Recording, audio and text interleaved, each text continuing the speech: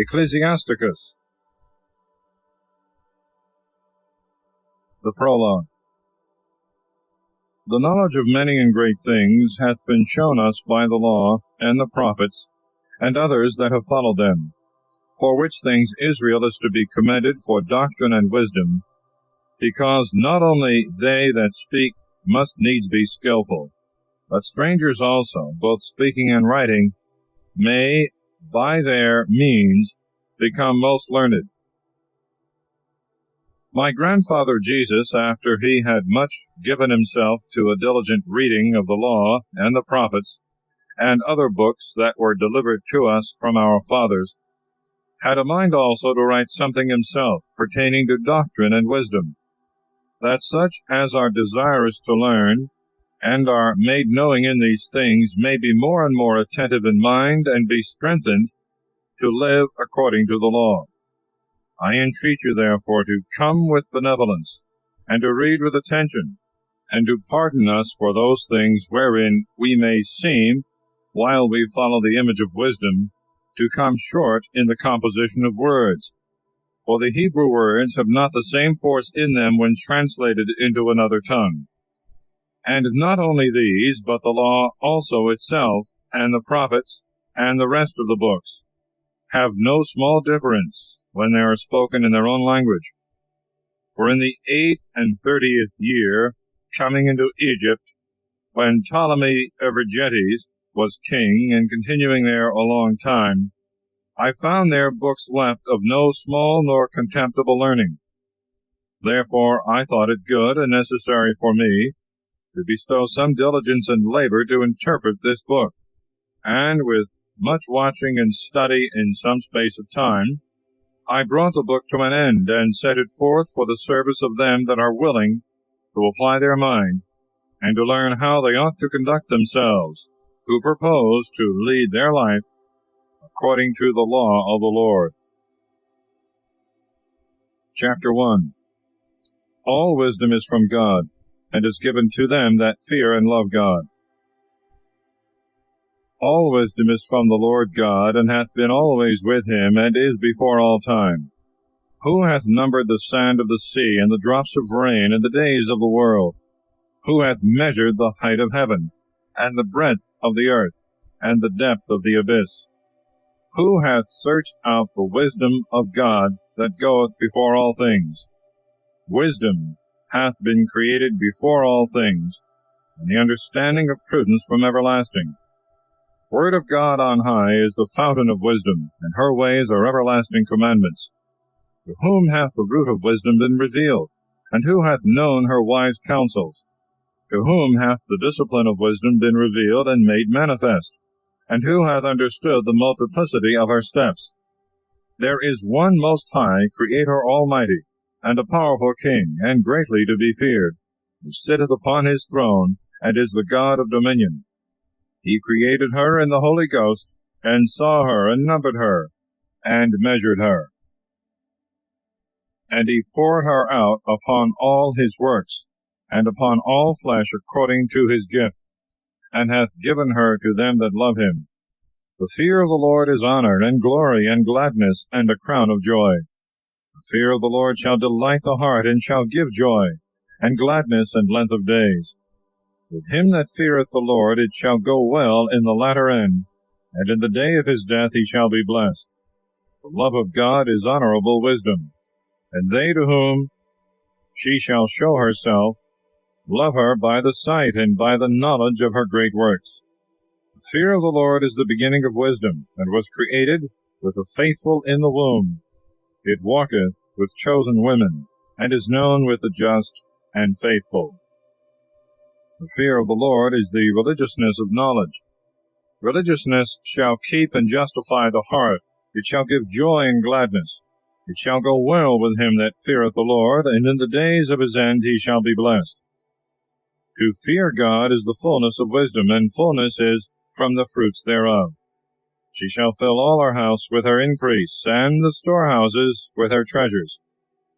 The fear of the Lord is a crown of wisdom, filling up peace and the fruit of salvation. And it hath seen and numbered her. But both are the gifts of God. Wisdom shall distribute knowledge, and understanding of prudence, and exalteth the glory of them that hold her. The root of wisdom is to fear the Lord, and the branches thereof are long-lived. In the treasures of wisdom is understanding and religiousness of knowledge, but to sinners wisdom is an abomination. Fear of the Lord driveth out sin. For he that is without fear cannot be justified, for the wrath of his high spirits is his ruin. A patient man shall bear for a time, and afterwards joy shall be restored to him.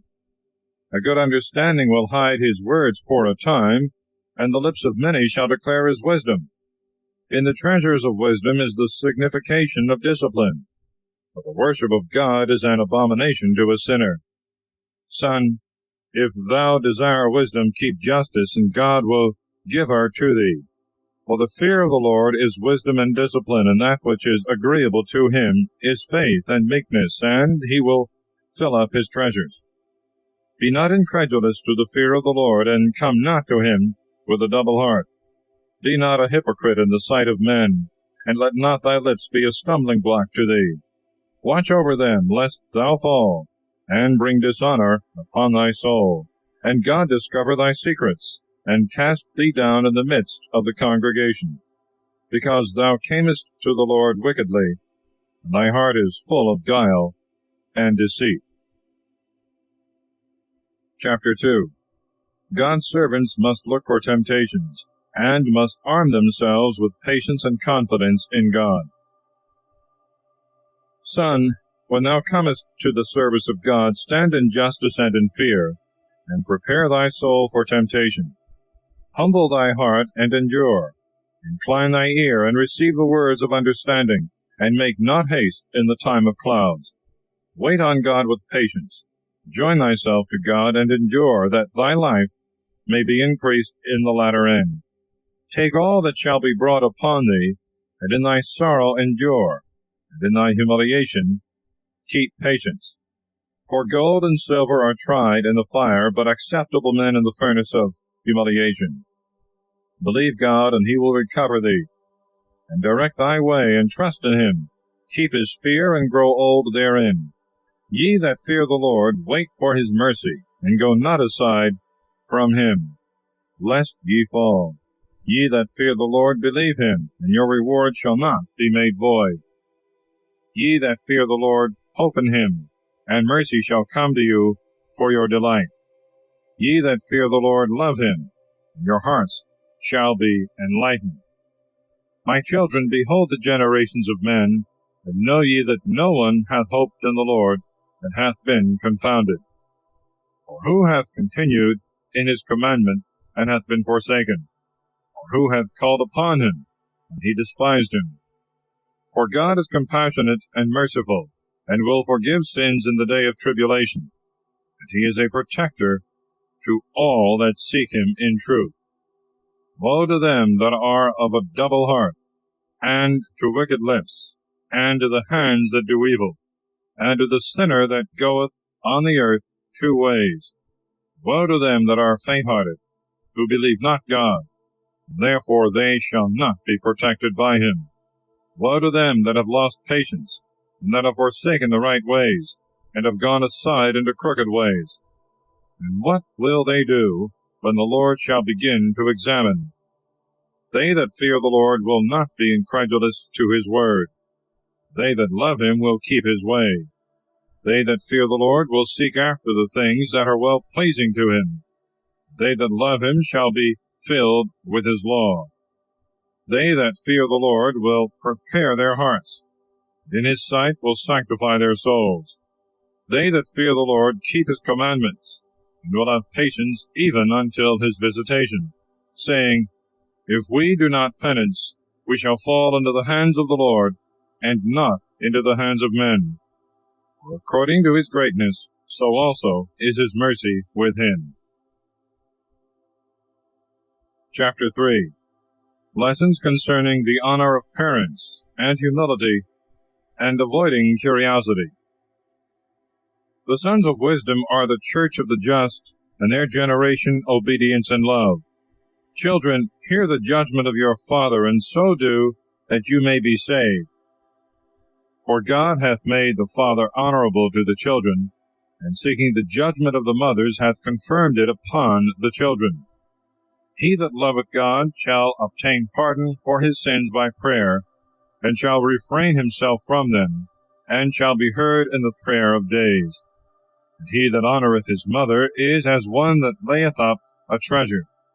He that honoureth his father shall have joy in his own children, and in the day of his prayer he shall be heard. He that honoureth his father shall enjoy a long life, and he that obeyeth the father shall be a comfort to his mother. He that feareth the Lord honoureth his parents, and will serve them as his masters that brought him into the world. Honour thy father, in work and word and all patience, that a blessing may come upon thee from him, his blessing may remain in the latter end. The father's blessing establisheth the houses of the children. The mother's curse rooteth up the foundation. Glory not in the dishonour of thy father, for his shame is no glory to thee. For the glory of a man is from the honour of his father, and a father without honour is the disgrace of the son. Son, support the old age of thy father, and grieve him not in his life. And if his understanding fail, have patience with him, and despise him not, when thou art in thy strength. For the relieving of the father shall not be forgotten. For good shall be repaid to thee for the sin of thy mother, and in justice thou shalt be built up. And in the day of affliction thou shalt be remembered, and thy sins shall melt away as the ice in the fair warm weather. Of what an evil fame is he that forsaketh his father! And he is cursed of God that angereth his mother. My son, do thy works in meekness, and thou shalt be beloved above the glory of men. The greater thou art, the more humble thyself in all things, and thou shalt find grace before God. For great is the power of God alone, and he is honored by the humble. Seek not the things that are too high for thee, and search not into things above thy ability. The things that God hath commanded thee, think on them always, and in many of his works be not curious. For it is not necessary for thee to see with thy eyes those things that are hid. In unnecessary matters be not over curious, and in many of his works thou shalt not be inquisitive. For many things are shown to thee above the understanding of men, and the suspicion of them hath deceived many, and hath detained their minds in vanity. A hard heart shall fear evil at the last, and he that loveth danger shall perish in it. A heart that goeth two ways shall not have success, and the perverse of heart shall be scandalized therein. A wicked heart shall be laden with sorrows, and the sinner will add sin to sin.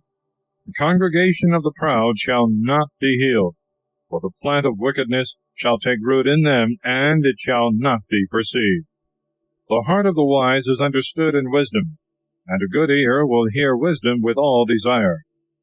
A wise heart, and which hath understanding, will abstain from sins, and in the works of justice shall have success. Water quencheth a flaming fire, and alms resisteth sins. God provideth for him that showeth favor. He remembereth him afterwards, and in the time of his fall he shall find a sure stay. Chapter 4. An exhortation to works of mercy and to the love of wisdom. Son, defraud not the poor of alms, and turn not away thy eyes from the poor. Despise not the hungry soul, and provoke not the poor in his want. Afflict not the heart of the needy, and defer not to give to him that is in distress. Reject not the petition of the afflicted, and turn not away thy face from the needy. Turn not away thy eyes from the poor for fear of anger, and leave not to them that ask of thee to curse thee behind thy back. For the prayer of him that curseth thee in the bitterness of his soul shall be heard, for he that made him will hear him. Make thyself affable to the congregation of the poor, and humble thy soul to the ancient. Bow thy head to a great man. Bow down thy ear cheerfully to the poor, and pay what thou owest, and answer him peaceable words with mildness. Deliver him that suffereth wrong out of the hand of the proud, and be not faint-hearted in thy soul. In judging be merciful to the fatherless as a father, and as a husband to their mother. And thou shalt be as the obedient son of the Most High, and he will have mercy on thee more than a mother. Wisdom inspireth life into her children, and protecteth them that seek after her, and will go before them in the way of justice. He that loveth her loveth life. They that watch for her shall embrace her sweetness. They that hold her fast shall inherit life, and whithersoever she entereth, God will give a blessing. They that serve her shall be servants to the Holy One, and God loveth them that love her. He that hearkeneth to her shall judge nations, and he that looketh upon her shall remain secure. If he trusts to her, he shall inherit her, and his generation shall be in assurance. For she walketh with him in temptation, and at the first she chooseth him. She will bring upon him fear and dread and trial, and she will scourge him with the affliction of her discipline, till she try him by her laws, and trust his soul. Then she will strengthen him, and make a straight way to him, and give him joy, and will disclose her secrets to him, and will heap upon him treasures of knowledge and understanding of justice. But if he go astray, she will forsake him, and deliver him into the hands of his enemy. Son, observe the time, and fly from evil, for thy soul is not ashamed to say the truth. For there is a shame that bringeth sin, and there is a shame that bringeth glory and grace. Accept no person against thy own person, nor against thy soul a lie. Reverence not thy neighbor in his fall, and refrain not to speak in the time of salvation. Hide not thy wisdom in her beauty. For by the tongue wisdom is discerned, and understanding, and knowledge, and learning by the word of the wise, and steadfastness in the works of justice. In no wise speak against the truth, but be ashamed of the lie of thy ignorance. Be not ashamed to confess thy sins, but submit not thyself to every man for sin. Resist not against the face of the mighty, and do not strive against the stream of the river. Strive for justice for thy soul, and even unto death fight for justice, and God will overthrow thy enemies for thee. Be not hasty in thy tongue, and slack and remiss in thy works. Be not as a lion in thy house, terrifying them of thy household, and oppressing them that are under thee. Let not thy hand be stretched out to receive, and shut when thou shouldst give. Chapter 5. We must not presume of our wealth or strength, nor of the mercy of God, to go on in sin. We must be steadfast in virtue and truth. Set not thy heart upon unjust possessions, and say not, I have enough to live on, for it shall be of no service in the time of vengeance and darkness. Follow not in thy strength the desires of thy heart, and say not, how mighty am I, and who shall bring me under for my deeds? For God will surely take revenge. Say not, I have sinned, and what harm hath befallen me? For the Most High is a patient rewarder. Be not without fear about sin forgiven, and add not sin upon sin. And say not, the mercy of the Lord is great, he will have mercy on the multitude of my sins. For mercy and wrath quickly come from him, and his wrath looketh upon sinners. Delay not to be converted to the Lord, and defer it not from day to day. For his wrath shall come on a sudden, and in the time of vengeance he will destroy thee. Be not anxious for goods unjustly gotten, for they shall not profit thee in the day of calamity and revenge.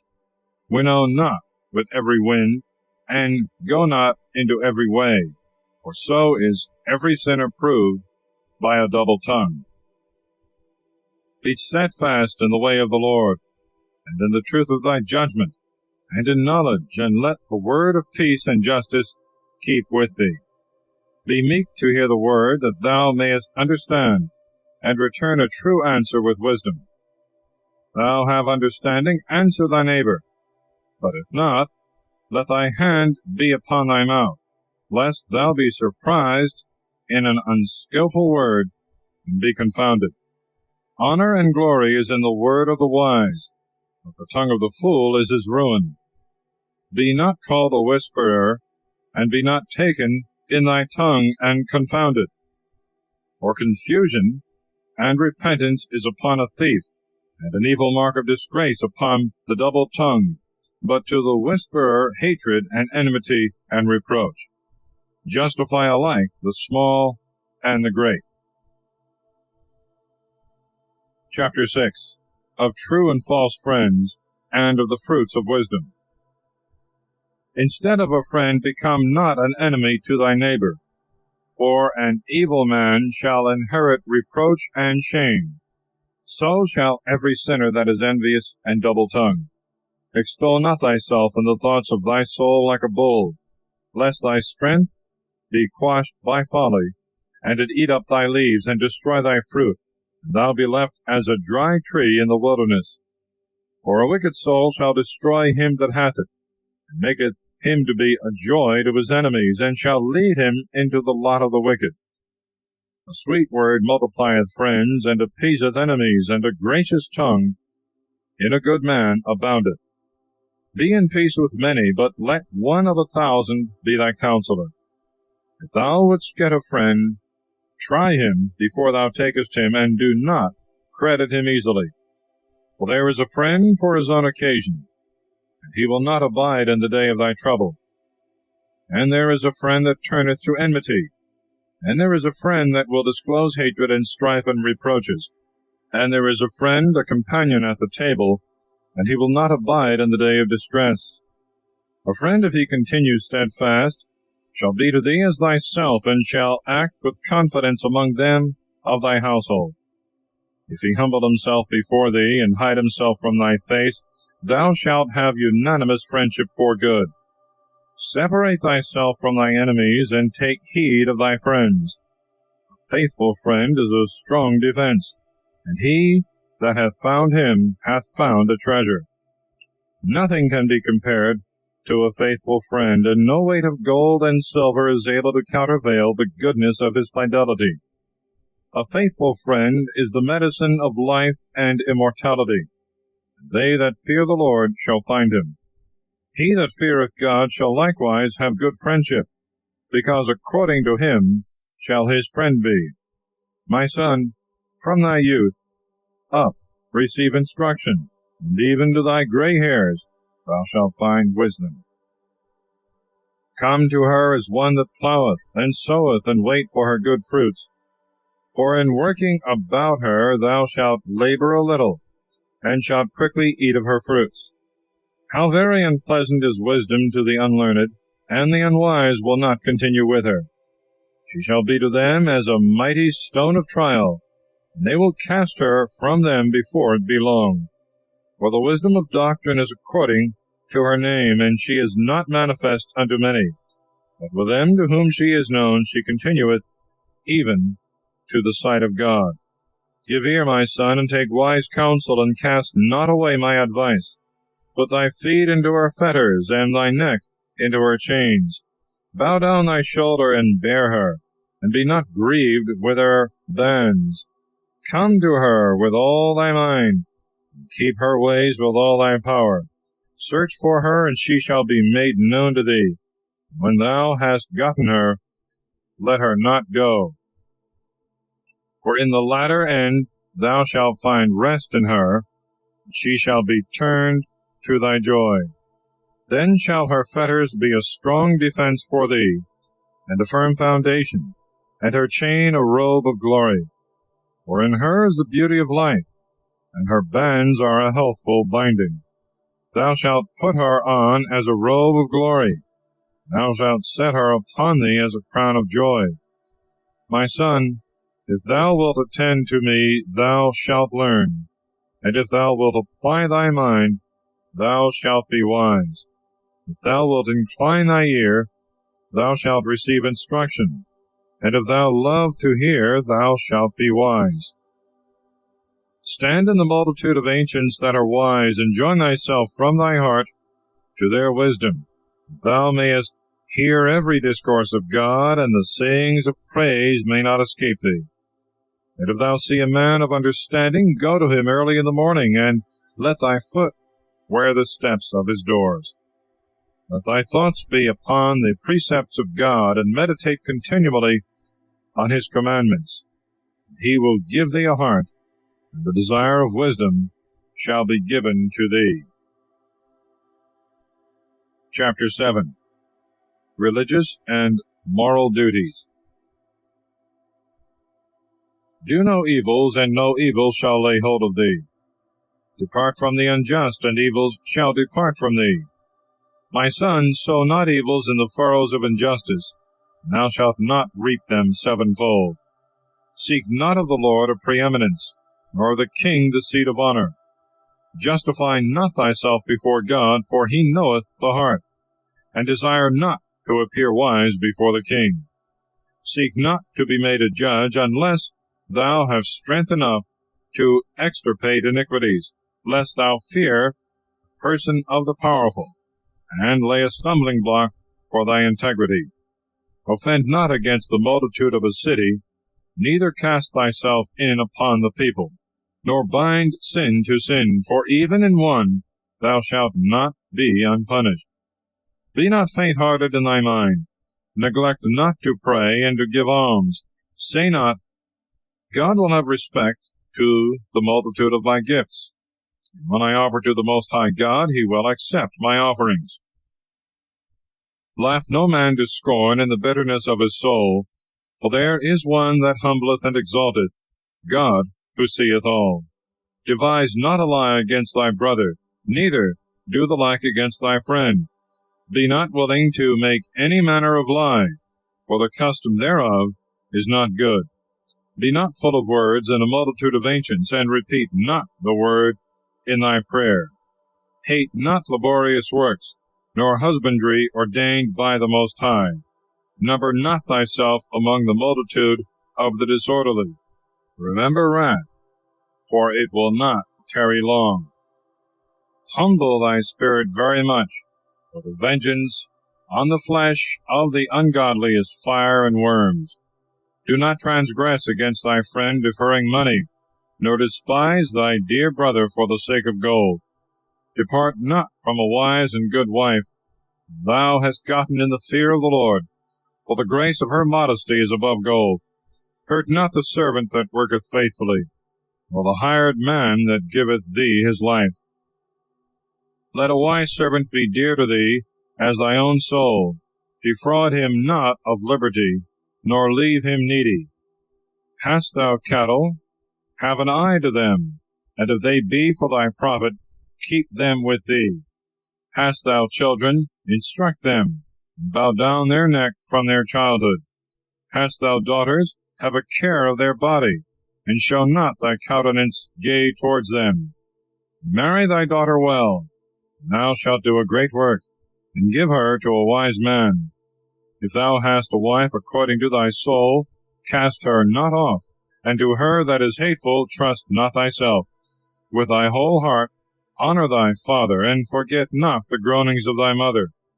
Remember that thou hadst not been born but through them, and make a return to them as they have done for thee. With all thy soul fear the Lord, and reverence his priests. With all thy strength love him that made thee, and forsake not his ministers. Honor God with all thy soul, and give honor to the priests, and purify thyself with thy arms.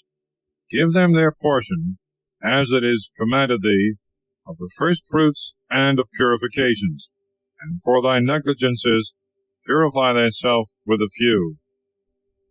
Offer to the Lord the gift of thy shoulders, and the sacrifice of sanctification, and the first fruits of the holy things. And stretch out thy hand to the poor, that thy expiation and thy blessing may be perfected. A gift hath grace in the sight of all the living, and restrain not grace from the dead. Be not wanting in comforting them that weep, walk with them that mourn. Be not slow to visit the sick, for by these things thou shalt be confirmed in love. In all thy works remember thy last end, and thou shalt never sin. Chapter 8. Other Lessons of Wisdom and Virtue. Strive not with a powerful man, lest thou fall into his hands. Contend not with a rich man, lest he bring an action against thee. For gold and silver hath destroyed many, and hath reached even to the heart of kings, and perverted them. Strive not with a man that is full of tongue, and heap not wood upon his fire. Communicate not with an ignorant man, lest he speak ill of thy family.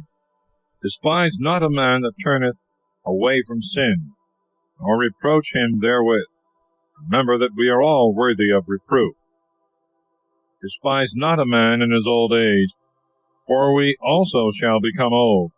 Rejoice not at the death of thy enemy, knowing that we all die, and are not willing that others should rejoice at our death.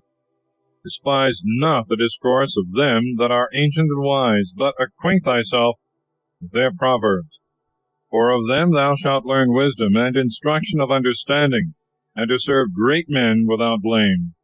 Let not the discourse of the ancients escape thee, for they have learned of their fathers. For of them thou shalt learn understanding, and to give an answer in time of need. Kindle not the coals of sinners by rebuking them, lest thou be burnt with the flame of the fire of their sins. Stand not against the face of an injurious person, lest he sit as a spy to entrap thee in thy words. Lend not to a man that is mightier than thyself, and if thou lendest, count it as lost. Be not surety above thy power, and if thou be surety, think as if thou wert to pay it. Judge not against a judge, for he judgeth according to that which is just. Go not on the way with a bold man, lest he burden thee with his own evils, for he goeth according to his own will, and thou shalt perish together with his folly. Quarrel not with a passionate man, and go not into the desert with a bold man, for blood is as nothing in his sight, and where there is no help he will overthrow thee.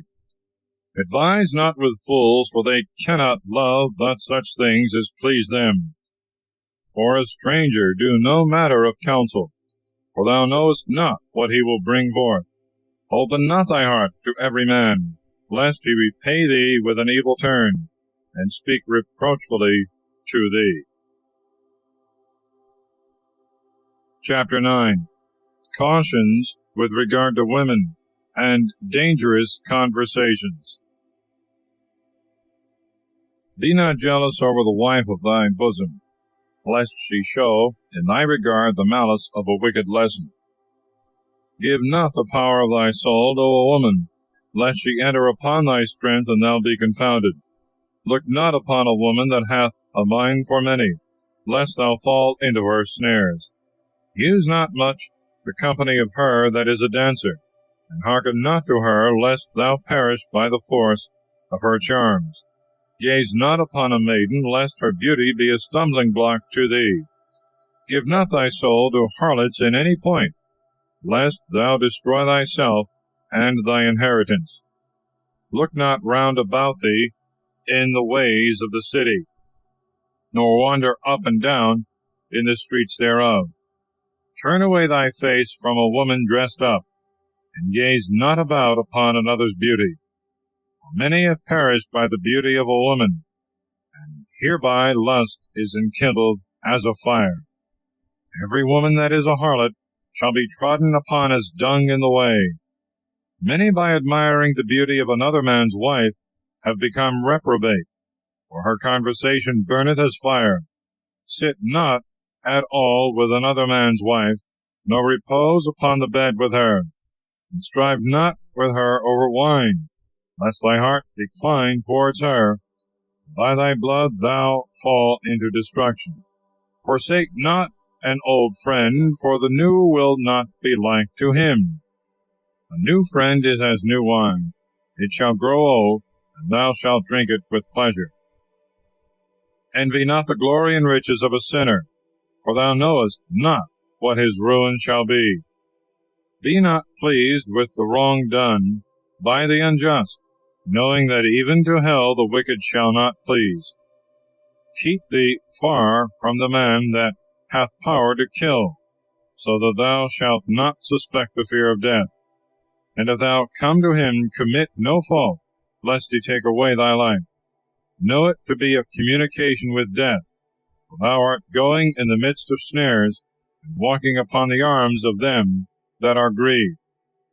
According to thy power beware of thy neighbor, and treat with the wise and prudent. Let just men be thy guests, and let thy glory be in the fear of God. And let the thought of God be in thy mind, and all thy discourse on the commandments of the highest. Works shall be praised for the hand of the artificers, and the prince of the people for the wisdom of his speech, but the word of the ancients for the sense. A man full of tongue is terrible in his city. He that is rash in his word shall be hateful. Chapter 10. The virtues and vices of men in power. The great evil of pride. A wise judge shall judge his people, and the government of a prudent man shall be steady. As the judge of the people is himself, so also are his ministers, and what manner of man the ruler of a city is, such also are they that dwell therein. An unwise king shall be the ruin of his people, and cities shall be inhabited through the prudence of the rulers. The power of the earth is in the hand of God, and in his time he will raise up a profitable ruler over it. Prosperity of man is in the hand of God, and upon the person of the scribe he shall lay his honor. Remember not any injury done thee by thy neighbor, and do thou nothing by deeds of injury. Pride is hateful before God and men, and all iniquity of nations is execrable. A kingdom is translated from one people to another because of injustices, and wrongs and injuries, and divers deceits. But nothing is more wicked than the covetous man. Why is earth and ashes proud? There is not a more wicked thing than to love money. Such a one setteth even his own soul to sale, because while he liveth he hath cast away his bowels.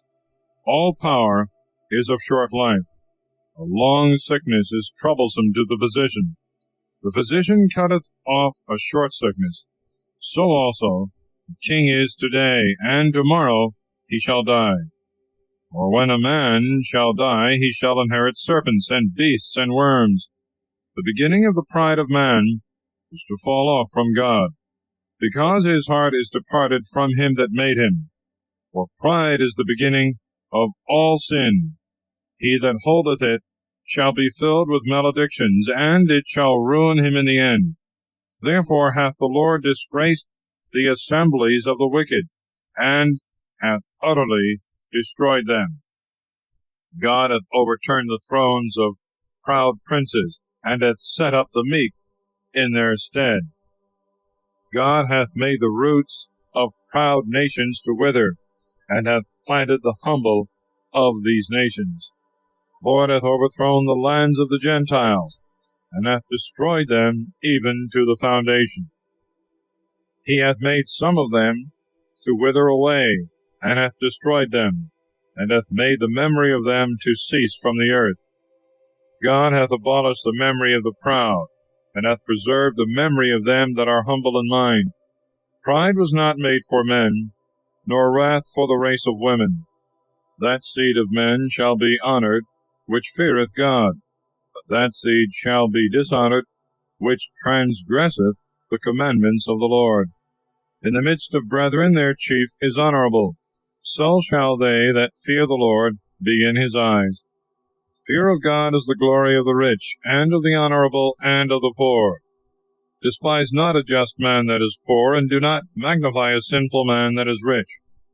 The great man, and the judge, and the mighty is an honor, and there is none greater than he that feareth God.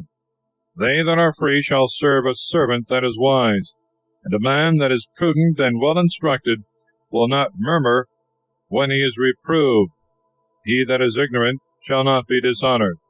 Extol not thyself in doing thy work, and linger not in the time of distress. Better is he that laboureth, and aboundeth in all things, than he that boasteth himself and wanteth bread. My son, keep thy soul in meekness, and give it honour according to its desert. Who will justify him that sinneth against his own soul? Who will honour him that dishonoureth his own soul? Poor man is glorified by his discipline and fear, and there is a man that is honoured for his wealth. But he that is glorified in poverty, how much more in wealth? And he that is glorified in wealth, let him fear poverty. Chapter 11. Lessons of humility and moderation in all things. The wisdom of the humble shall exalt his head, and shall make him sit in the midst of great men. Praise not a man for his beauty, neither despise a man for his look. The bee is small among flying things, but her fruit hath the chiefest sweetness. Glory not in apparel at any time, and be not exalted in the day of thy honour. For the works of the highest only are wonderful, and his works are glorious, and secret, and hidden. Many tyrants have sat on the throne, and he whom no man would think on hath worn the crown. Many mighty men have been greatly brought down, and the glorious have been delivered into the hand of others. Before thou inquire, blame no man, and when thou hast inquired, reprove justly. Before thou hear, answer not a word, and interrupt not others in the midst of their discourse. Strive not in a matter which doth not concern thee, and sit not in judgment with sinners. My son, meddle not with many matters, and if thou be rich, thou shalt not be free from sin, or if thou pursue after, thou shalt not overtake, and if thou run before, thou shalt not escape. There is an ungodly man that laboureth, and maketh haste, and is in sorrow, and is so much the more in want. Again there is an inactive man that wanteth help, is very weak in ability, and full of poverty. Yet the eye of God hath looked upon him for good, and hath lifted him up from his low estate, and hath exalted his head. Many have wondered at him, and have glorified God. Good things and evil, life and death, poverty and riches, are from God. Wisdom and discipline, and the knowledge of the law, are with God. Love and the ways of good things are with him. Error and darkness are created with sinners. They that glory in evil things grow old in evil. The gift of God abideth with the just, and his advancement shall have success forever. There is one that is enriched by living sparingly. This is the portion of his reward. In that he saith, I have found me rest, and now I will eat of my goods alone. And he knoweth not what time shall pass, and that death approacheth, and that he must leave all to others, and shall die. Be steadfast in thy covenant, and be conversant therein, and grow old in the work of thy commandments. Abide not in the works of sinners, but trust in God, and stay in thy place. For it is easy in the eyes of God on a sudden to make the poor man rich. Blessing of God maketh haste to reward the just, and in a swift hour his blessing beareth fruit. Say not, What need I, and what good shall I have by this? Say not, I am sufficient for myself, and what shall I be made worse by this? In the day of good things be not unmindful of evils, and in the day of evils be not unmindful of good things. For it is easy before God in the day of death to reward everyone according to his ways. The affliction of an hour maketh one forget great delights, and the end of a man is the disclosing of his works. Praise not any man before death, for a man is known by his children. Bring not every man into thy house, for many are the snares of the deceitful. For as corrupted bowels send forth stinking breath, and as the partridge is brought into the cage, And as the roe into the snare, so also is the heart of the proud, and as a spy that looketh on the fall of his neighbor. For he lieth in wait, and turneth good into evil, and on the elect he will lay a blot.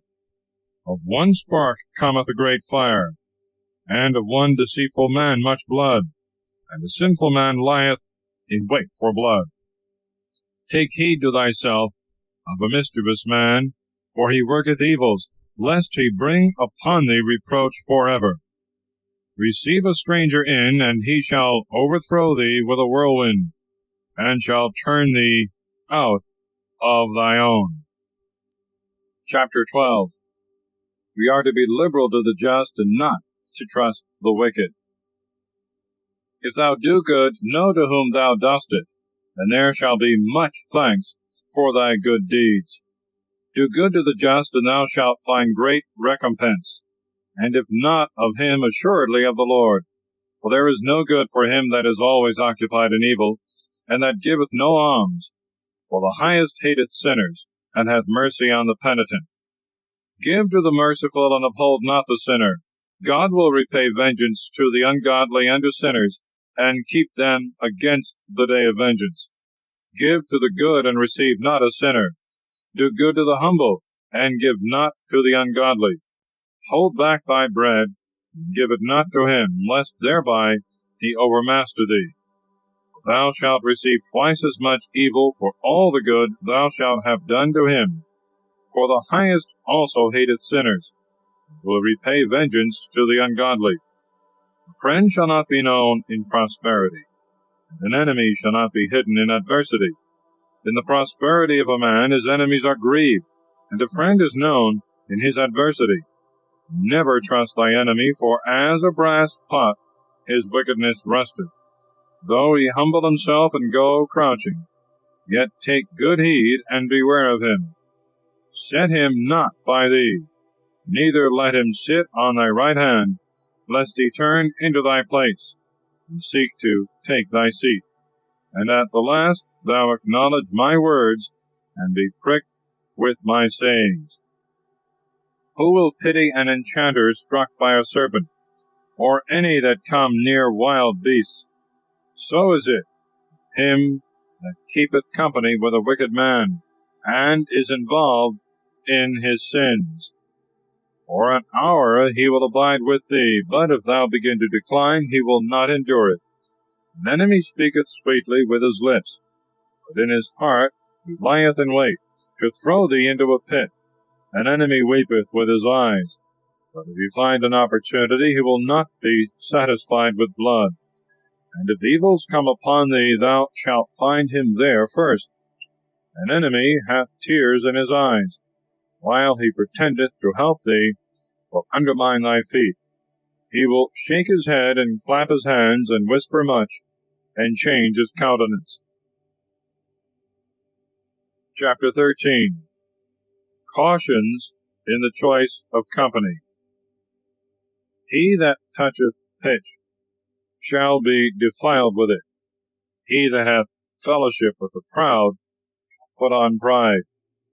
He shall take a burden upon him that hath fellowship with one more honorable than himself, and have no fellowship with one that is richer than thyself. What agreement shall the earthen pot have with the kettle? For if they knock one against the other, it shall be broken. The rich man hath done wrong, and yet he will fume. But the poor is wronged, and must hold his peace. If thou give, he will make use of thee, and if thou have nothing, he will forsake thee. If thou have anything, he will live with thee, and will make thee bear, and he will not be sorry for thee. If he have need of thee, he will deceive thee, and smiling upon thee will put thee in hope. He will speak thee fair, and will say, What wottest thou? And he will shame thee by his meats, till he have drawn thee dry twice or thrice, and at last he will laugh at thee. And afterward, when he seeth thee, he will forsake thee, and shake his head at thee. Humble thyself to God, and wait for his hands. Beware that thou be not deceived into folly, and be humbled. Be not lowly in thy wisdom, lest being humbled, thou be deceived into folly. Thou be invited by one that is mightier, withdraw thyself, for so he will invite thee the more. Be not troublesome to him, lest thou be put back, and keep not far from him, lest thou be forgotten. Affect not to speak with him as an equal. Believe not his many words, for by much talk he will sift thee, and smiling will examine thee concerning thy secrets. His cruel mind will lay up thy words. He will not spare to do thee hurt, and to cast thee into prison. Take heed to thyself, and attend diligently to what thou hearest, for thou walkest in danger of thy ruin. Thou hearest those things, see as it were in sleep, and thou shalt awake. Love God all thy life, and call upon him for thy salvation. Every beast loveth its like, so also every man him that is nearest to himself. All flesh shall consort with the like to itself, and every man shall associate himself to his like. The wolf shall at any time have fellowship with the lamb, so the sinner with the just. What fellowship hath a holy man with a dog? What part hath the rich with the poor? Wild ass is the lion's prey in the desert, so also the poor are devoured by the rich. And as humility is an abomination to the proud, so also the rich man abhorreth the poor. When a rich man is shaken, he is kept up by his friends. When a poor man is fallen down, he is thrust away, even by his acquaintance. When a rich man hath been deceived, he hath many helpers. He hath spoken proud things, and they have justified him. Poor man was deceived, and he is rebuked also. He hath spoken wisely, and could have no place. Rich man spoke, and all held their peace. What he said they extol, even to the clouds. Poor man spoke, and they say, Who is this? And if he stumble, they will overthrow him. Riches are good to him that hath no sin in his conscience, and poverty is very wicked in the mouth of the ungodly. The heart of a man changeth his countenance, either for good or for evil. The token of a good heart and a good countenance thou shalt hardly find, and with labor. Chapter 14. The evil of avarice. Works of mercy are recommended, and the love of wisdom. Blessed is the man that hath not slipped by a word out of his mouth, and is not pricked with the remorse of sin. Happy is he that hath had no sadness of his mind, and it was not fallen from his hope. Riches are not comely for a covetous man, and a niggard. And what should an envious man do with gold? He that gathereth together by wronging his own soul, gathereth for others, and another will squander away his goods in rioting. He that is evil to himself, to whom will he be good? He shall not take pleasure in his goods. There is none worse than he that envieth himself, and this is the reward of his wickedness. And if he do good, he doth it ignorantly and unwillingly, and at the last he discovereth his wickedness. The eye of the envious is wicked, and he turneth away his face, and despiseth his own soul. The eye of the covetous man is insatiable in his portion of iniquity. He will not be satisfied till he consume his own soul, drying it up. An evil eye is towards evil things, and he shall not have his fill of bread, but shall be needy and pensive at his own table. My son, if thou have anything, do good to thyself, and offer to God worthy offerings. Remember that death is not slow, and that the covenant of hell hath been shown to thee. For the covenant of this world shall surely die. Do good to thy friend before thou die, and according to thy ability, stretching out thy hand, give to the poor. Defraud not thyself of the good day, and let not the part of a good gift overpass thee. shalt thou not leave to others to divide by lot thy sorrows and labors? Give and take, and justify thy soul. Before thy death work justice, for in hell there is no finding food. All flesh shall fade as grass, and as the leaf that springeth out on a green tree. Some grow, and some fall off. So is the generation of flesh and blood. One cometh to an end, and another is born. Every work that is corruptible shall fail in the end. The worker thereof shall go with it. And every excellent work shall be justified, and the worker thereof shall be honored therein. Blessed is the man that shall continue in wisdom, and that shall meditate in his justice, and in his mind shall think of the all-seeing eye of God.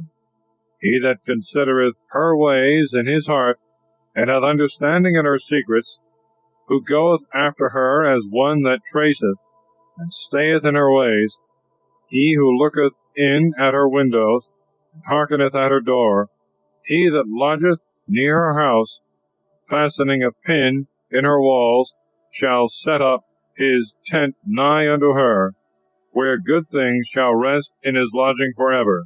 He shall set his children under her shelter, and shall lodge under her branches.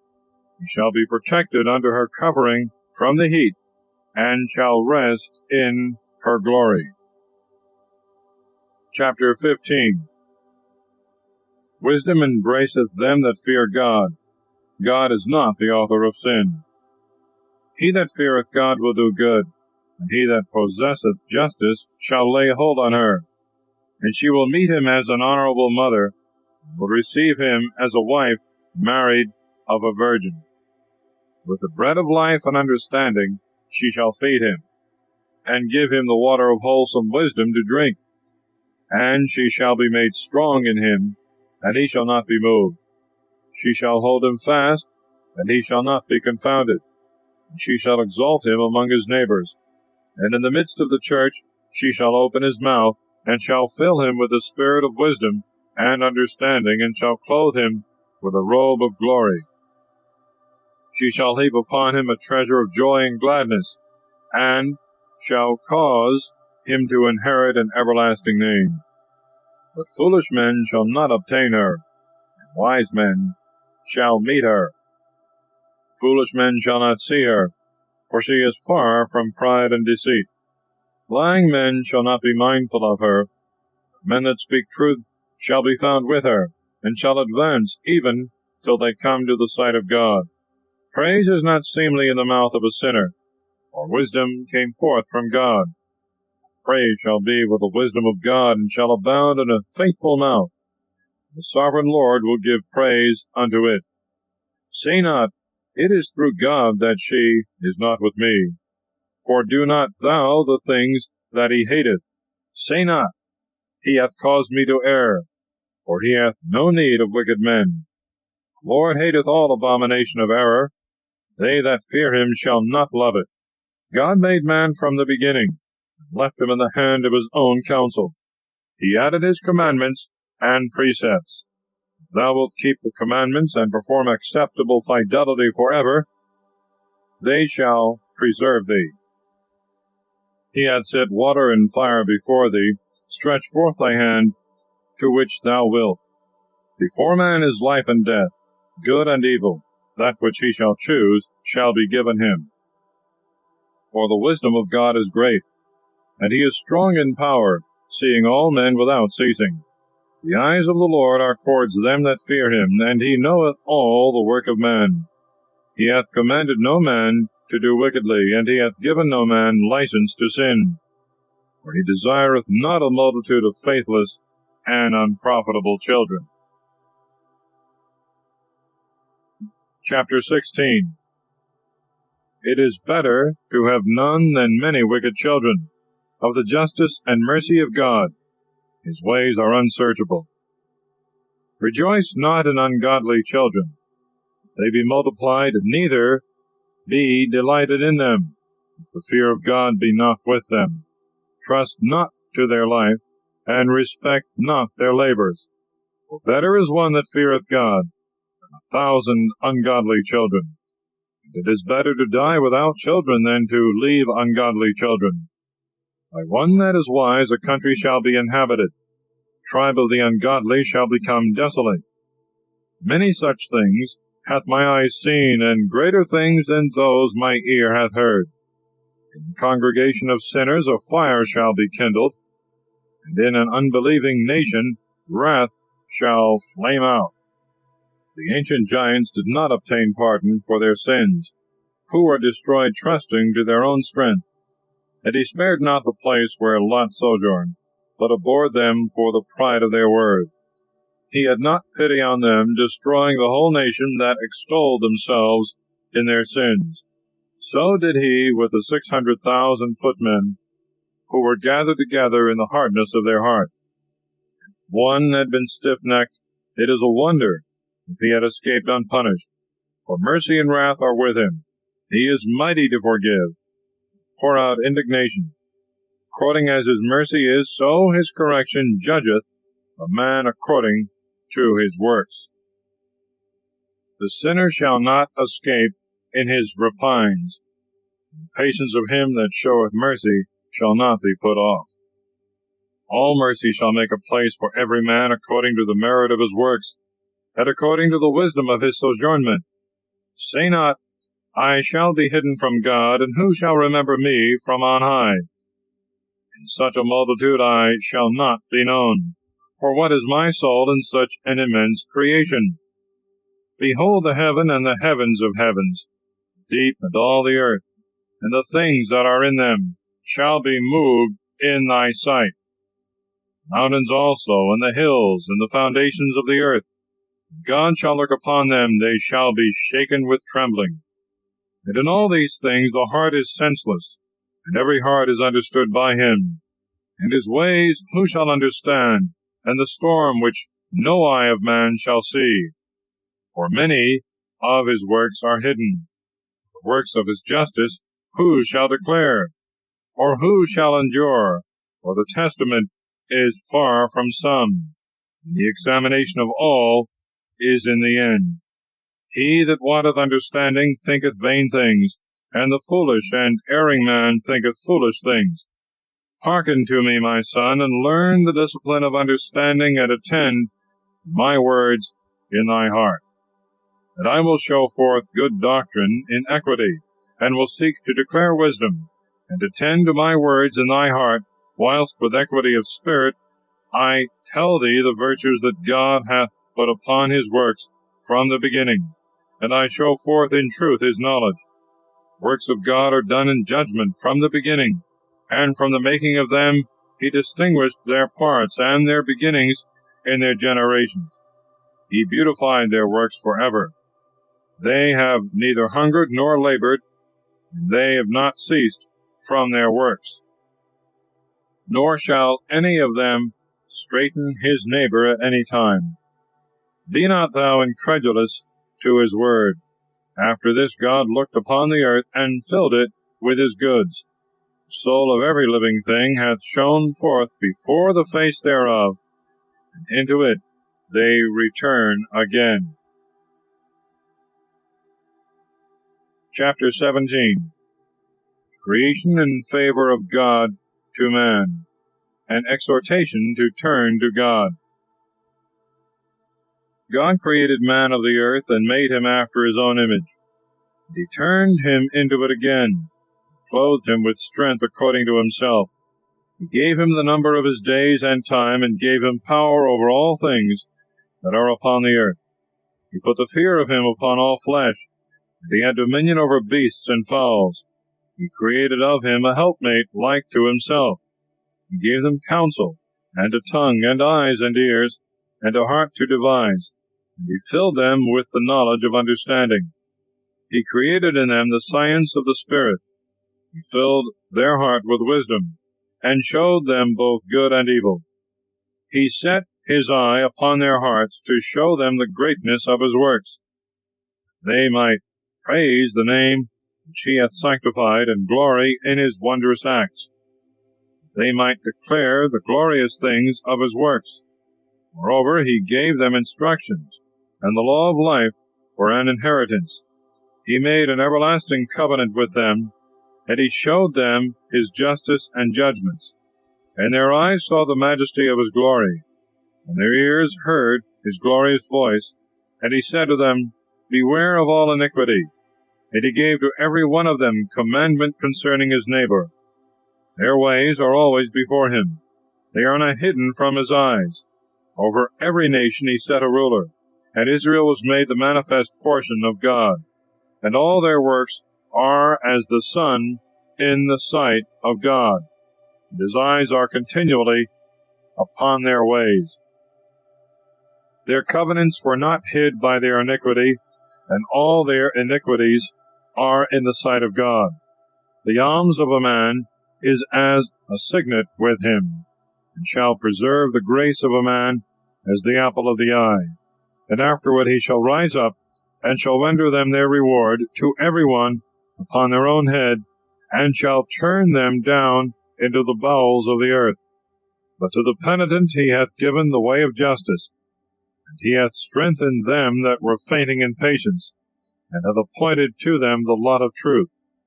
Turn to the Lord, and forsake thy sins. Make thy prayer before the face of the Lord, and offend less. Return to the Lord, and turn away from thy injustice. Greatly hate abomination. Know the justices and judgments of God, and stand firm in the lot set before thee, and in prayer to the Most High God.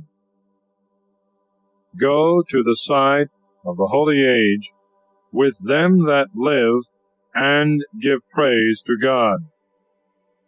Tarry not in the error of the ungodly. Give glory before death. Praise perisheth from the dead as nothing. Give thanks whilst thou art living, whilst thou art alive and in health. Thou shalt give thanks, and shalt praise God, and shalt glory in his mercies. How great is the mercy of God, and his forgiveness to them that turn to him! For all things cannot be in men, because the Son of Man is not immortal. They are delighted with the vanity of evil. What is brighter than the sun? Yet it shall be eclipsed. Or what is more wicked than that which flesh and blood hath invented? This shall be reproved. He beholdeth the power of the height of heaven, and all men are earth and ashes. Chapter 18. God's works are wonderful. We must serve him, and not our lusts. He that liveth for ever created all things together. God only shall be justified, and he remaineth an invincible king forever. Who is able to declare his works? Or who shall search out his glorious acts? And who shall show forth the power of his majesty? Or who shall be able to declare his mercy? Nothing may be taken away, nor added. Neither is it possible to find out the glorious works of God. When a man hath done, then shall he begin. And when he leaveth off, he shall be at a loss. What is man, and what is his grace? And what is his good, or what is his evil? Number of the days of men at the most are 100 years. As a drop of water of the sea are they esteemed. As a pebble of the sand, so are a few years compared to eternity.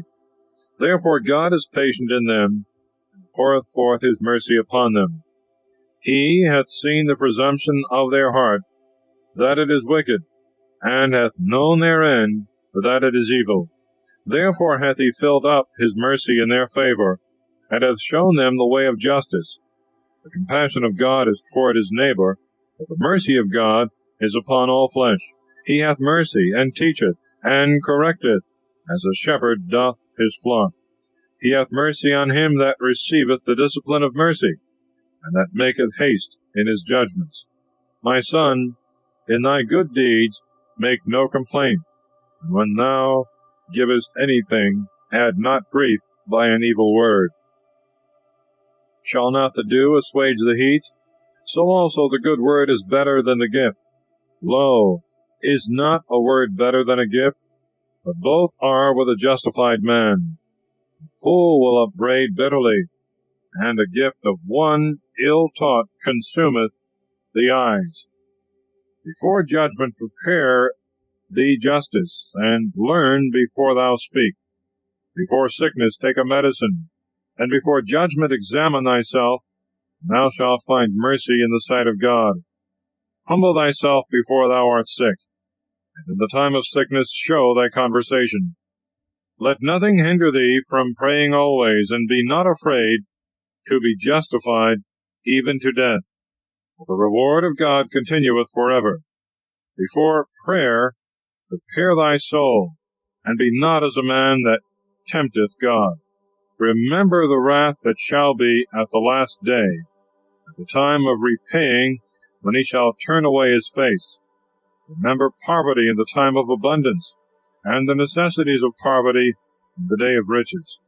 From the morning until the evening, time shall be changed, and all these are swift in the eyes of God. A wise man will fear in everything, and in the days of sins will beware of sloth. Every man of understanding knoweth wisdom, and will give praise to him that findeth her.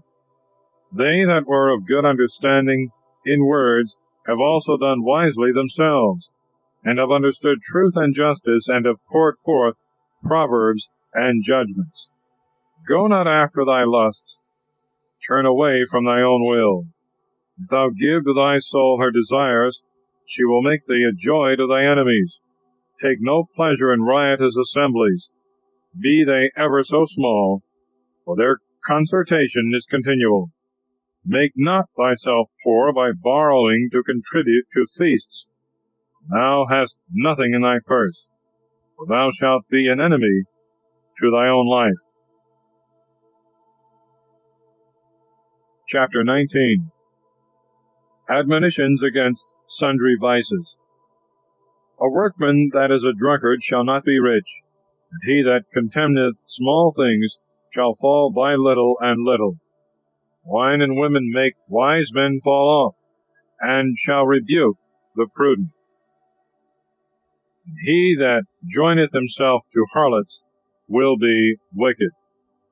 Rottenness and worms shall inherit him, and he shall be lifted up for a greater example, and his soul shall be taken away out of the number. He that is hasty to give credit is light of heart, and shall be lessened. And he that sinneth against his own soul shall be despised. He that rejoiceth in iniquity shall be censured, and he that hateth chastisement shall have less life. And he that hateth babbling extinguisheth evil. He that sinneth against his own soul shall repent. He that is delighted with wickedness shall be condemned. Rehearse not again a wicked and harsh word, and thou shalt not fare the worse. Tell not thy mind to friend or foe, and if there be a sin with thee, disclose it not. He will hearken to thee, and will watch thee, and as it were, defending thy sin, he will hate thee, and so will he be with thee always. Hast thou heard a word against thy neighbor? Let it die within thee, trusting that it will not burst thee. The hearing of a word, the fool is in travail, as a woman groaning in the bringing forth a child. As an arrow that sticketh in a man's thigh, so is a word in the heart of a fool. Reprove a friend, lest he may not have understood, and say, I did it not, or if he did it, that he may do it no more. Reprove thy neighbor, for it may be he hath not said it, and if he hath said it, that he may not say it again. Admonish thy friend, for there is often a fault committed, and believe not every word. There is one that slippeth with the tongue, but not from his heart. For who is there that hath not offended with his tongue? Admonish thy neighbor before thou threaten him, and give place to the fear of the Most High. The fear of God is all wisdom. Therein is to fear God, and the disposition of the law is in all wisdom. But the learning of wickedness is not wisdom, and the device of sinners is not prudence. There is a subtle wickedness, and the same is detestable, and there is man that is foolish, wanting in wisdom. Better is a man that hath less wisdom and wanteth understanding, with the fear of God, he that aboundeth in understanding and transgresseth the law of the Most High. There is an exquisite subtlety, and the same is unjust. There is one that uttereth an exact word, telling the truth. There is one that humbleth himself wickedly, his interior is full of deceit. And there is one that submitteth himself exceedingly with a great lowliness. And there is one that casteth down his countenance, and maketh as if he did not see that which is unknown. If he be hindered from sinning for want of power, if he shall find opportunity to do evil, he will do it. A man is known by his look, and a wise man, when thou meetest him, is known by his countenance. The attire of the body, and the laughter of the teeth, and the gait of the man show what he is. There is a lying rebuke in the anger of an injurious man, and there is judgment that is not allowed to be good, and there is one that holdeth his peace. He is wise. Chapter 20. Rules with regard to correction, discretion, and avoiding lies. How much better is it to reprove than to be angry, and not to hinder him that confesseth in prayer? The lust of an eunuch shall deflower a young maiden. So is he that by violence executeth unjust judgment. How good is it, when thou art reproved, to show repentance, for so thou shalt escape wilful sin. There is one that holdeth his peace, that is found wise, and there is another that is hateful, that is bold in speech. There is one that holdeth his peace, because he knoweth not what to say, and there is another that holdeth his peace, knowing the proper time. A wise man will hold his peace till he see opportunity, but a babbler and a fool will regard no time. He that useth many words shall hurt his own soul, and he that taketh authority to himself unjustly shall be hated. There is success in evil things for a man without discipline, and there is a finding that turneth to loss. There is a gift that is not profitable, and there is a gift, the recompense of which is double. There is an abasement because of glory, and there is one that shall lift up his head from a low estate. There is that buyeth much for a small price, and restoreth the same sevenfold. A man wise in words shall make himself beloved. The graces of fools shall be poured out. The gift of the fool shall do thee no good, for his eyes are sevenfold. For he will give a few things, and upbraid much, and the opening of his mouth is the kindling of a fire. Today a man lendeth, and tomorrow he asketh it again. Such a man as this is hateful. The fool shall have no friend, and there shall be no thanks for his good deeds. They that eat his bread are of a false tongue. How often and how many will laugh him to scorn? For he doth not distribute with right understanding that which was to be had. In like manner also that which was not to be had. The slipping of a false tongue is as one that falleth on the pavement. So the fall of the wicked shall come speedily. A man without grace is as a vain fable. It shall be continually in the mouth of the unwise. A parable coming out of a fool's mouth shall be rejected, for he doth not speak it in due season. There is that is hindered from sinning through want, and in his rest he shall be pricked. There is that will destroy his own soul through shamefacedness, and by occasion of an unwise person he will destroy it, and by respect of person he will destroy himself. There is that for bashfulness promiseth to his friend, maketh him his enemy for nothing. A lie is a foul blot in a man, and yet it will be continually in the mouth of men without discipline. A thief is better than a man that is always lying, but both of them shall inherit destruction. The manners of lying men are without honor. Their confusion is with them without ceasing. A wise man shall advance himself with his words, and a prudent man shall please the great ones. He that tilleth his land shall make a high heap of corn, and he that worketh justice shall be exalted, and he that pleaseth great men shall escape iniquity. Presents and gifts blind the eyes of judges, and make them dumb in the mouth, so that they cannot correct. Wisdom that is hid, and treasure that is not seen, what profit is there in them both? Better is he that hideth his folly than the man that hideth his wisdom. Chapter 21. Cautions against sin in general, and some sins in particular. My son, hast thou sinned? Do so no more. For thy former sins also pray that they may be forgiven thee. Flee from sins as from the face of a serpent, for if thou comest near them, they will take hold of thee. Teeth thereof are the teeth of a lion, killing the souls of men. All iniquity is like a two-edged sword. There is no remedy for the wound thereof. Injuries and wrongs will waste riches. The house that is very rich shall be brought to nothing by pride. So the substance of the proud shall be rooted out. Prayer out of the mouth of the poor shall reach the ears of God, and judgment shall come for him speedily. He that hateth to be reproved walketh in the trace of a sinner, and he that feareth God will turn to his own heart. He that is mighty by a bold tongue is known afar off, but a wise man knoweth to slip by him.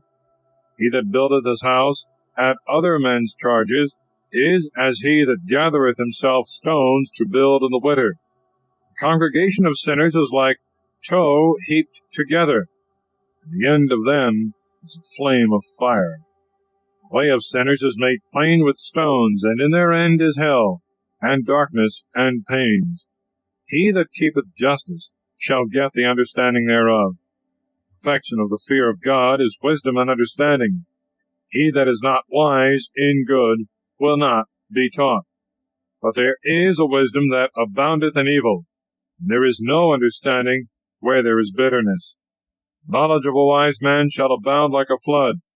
His counsel continueth like a fountain of life.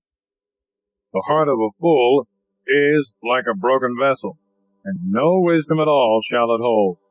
A man of sense will praise every wise word he shall hear, and will apply it to himself.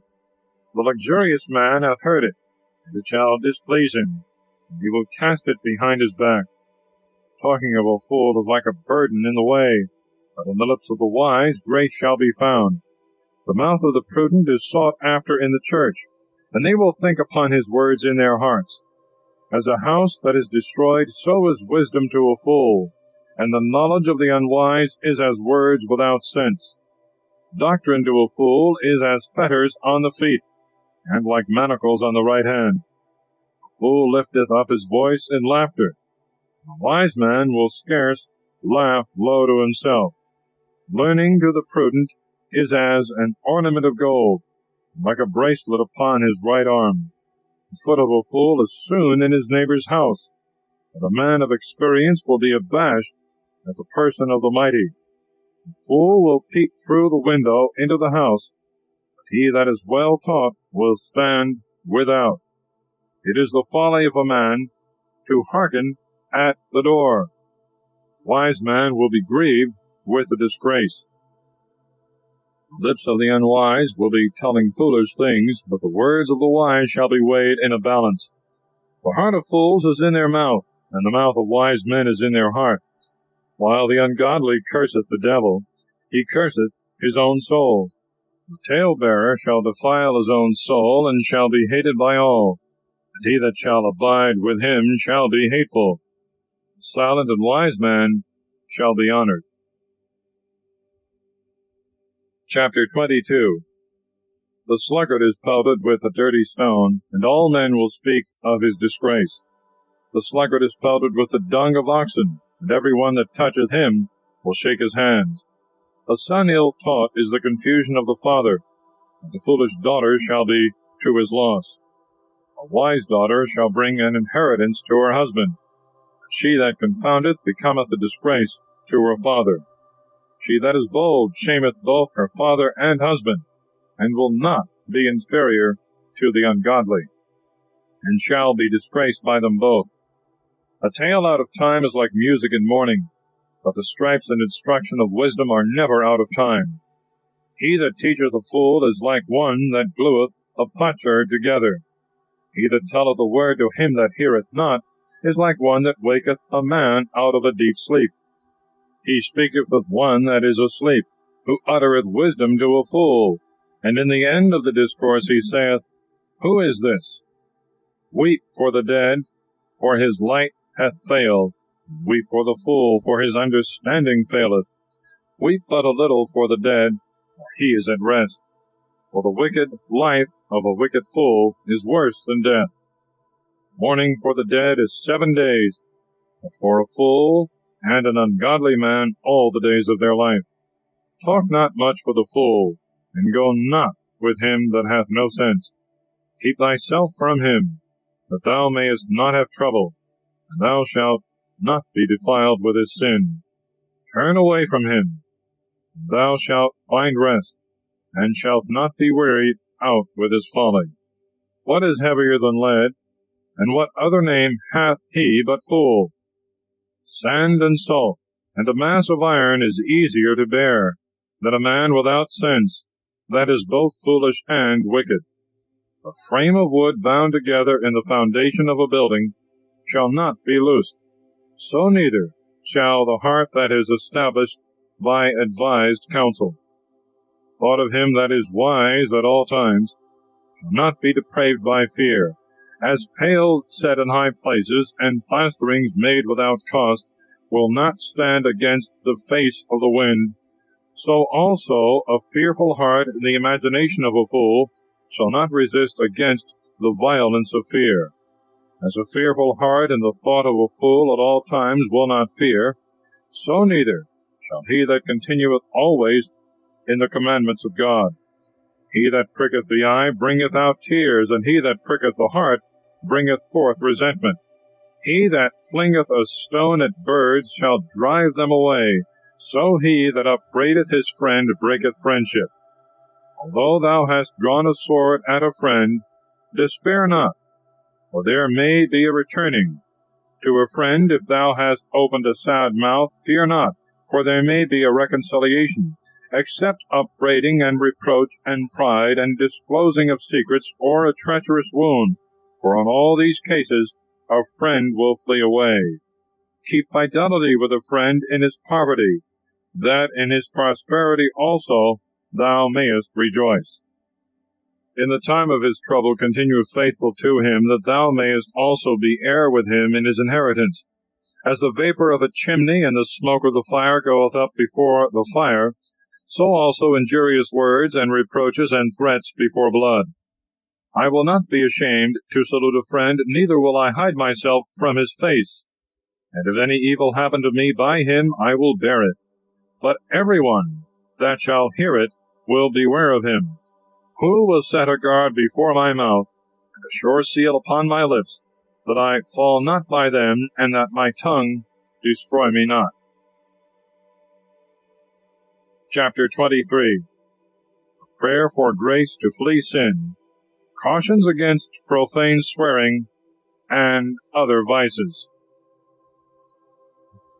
O Lord, Father and sovereign ruler of my life, leave me not to their counsel, nor suffer me to fall by them. Who will set scourges over my thoughts, and the discipline of wisdom over my heart, that they spare me not in their ignorances, and that their sins may not appear? Lest my ignorances increase, and my offenses be multiplied, and my sins abound, and I fall before my adversaries, and my enemy rejoice over me. O Lord, Father and God of my life, leave me not to their devices. Give me not haughtiness of my eyes, and turn away from me all coveting. Take from me the greediness of the belly, and let not the lusts of the flesh take hold of me, and give me not over to a shameless and foolish mind. Hear, O ye children, the discipline of the mouth, and he that will keep it shall not perish by his lips, nor be brought to fall into most wicked works. The sinner is caught in his own vanity. The proud and the evil speakers shall fall thereby. Let not thy mouth be accustomed to swearing, for in it there are many falls. And let not the naming of God be usual in thy mouth, and meddle not with the names of saints. Thou shalt not escape free from them. For as a slave daily put to the question is never without a blue mark, so every one that sweareth and nameth shall not be wholly pure from sin. A man that sweareth much shall be filled with iniquity, and a scourge shall not depart from his house. And if he make it void, his sin shall be upon him. And if he dissemble it, he offendeth double. And if he swear in vain, he shall not be justified, for his house shall be filled with his punishment. There is also another speech opposite to death. Let it not be found in the inheritance of Jacob. From the merciful all these things shall be taken away, and they shall not wallow in sins. Let not thy mouth be accustomed to indiscreet speech, for therein is the word of sin. Remember thy father and thy mother, for thou sittest in the midst of great men.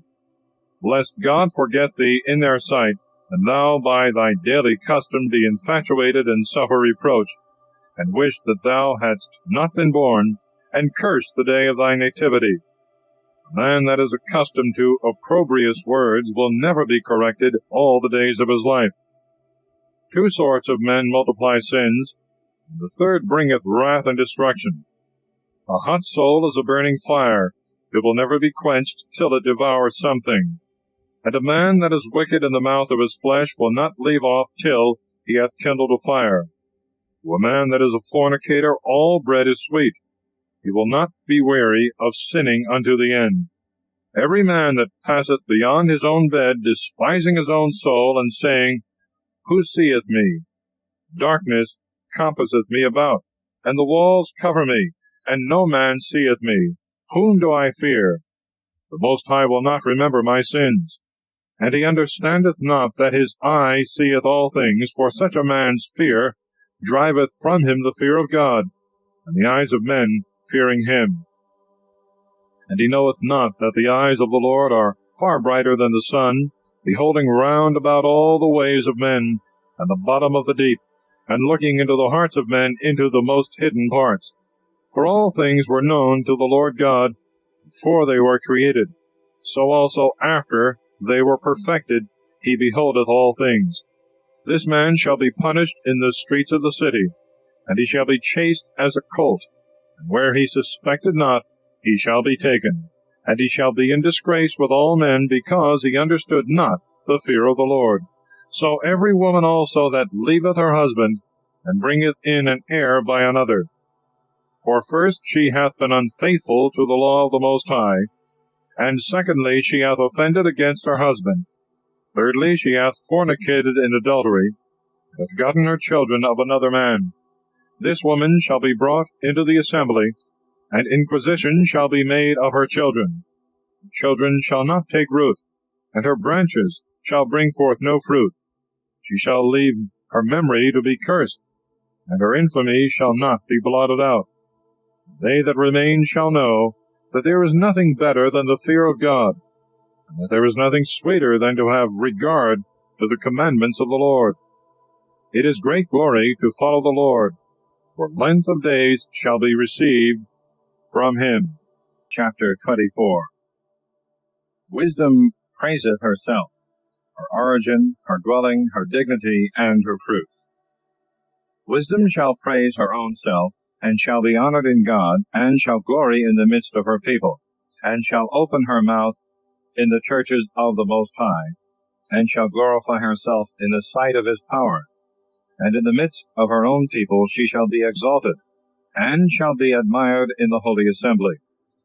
And in the multitude of the elect she shall have praise, and among the blessed she shall be blessed, saying, I came out of the mouth of the Most High, firstborn before all creatures. I made that in the heavens there should rise light that never faileth, and as a cloud I covered all the earth. I dwelt in the highest places. My throne is in a pillar of a cloud. I alone have compassed the circuit of heaven, and have penetrated into the bottom of the deep, and have walked in the waves of the sea, and have stood in all the earth, and in every people, and in every nation I have had the chief rule. By my power I have trodden under my feet the hearts of all the high and low, and in all these I sought rest, and I shall abide in the inheritance of the Lord. Then the Creator of all things commanded and said to me, And he that made me rested in my tabernacle. And he said to me, Let thy dwelling be in Jacob, and thy inheritance in Israel, and take root in my elect. From the beginning and before the world was I created, and unto the world to come I shall not cease to be. And in the holy dwelling place I have ministered before him. And so was I established in Zion, and in the holy city likewise I rested, and my power was in Jerusalem. And I took root in an honorable people, and in the portion of my God his inheritance, and my abode is in the full assembly of saints.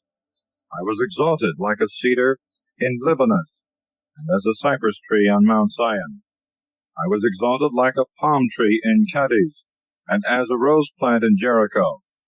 As a fair olive tree in the plains, and as a plane tree by the water in the streets was I exalted. I gave a sweet smell like cinnamon, and aromatical balm. I yielded a sweet odor like the best myrrh.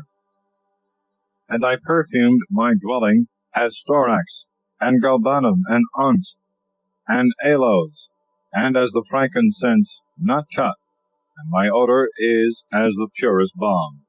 I have stretched out my branches as the turpentine tree, and my branches are of honor and grace. As the vine, I have brought forth a pleasant odor, and my flowers are the fruit of honor and riches. I am the mother of fair love, and of fear, and of knowledge, and of holy hope. In me is all grace of the way and of the truth. In me is all hope of life and of virtue. Come over to me, all ye that desire me, and be filled with my fruits. For my spirit is sweet above honey, and my inheritance above honey and the honeycomb. My memory is unto everlasting generations.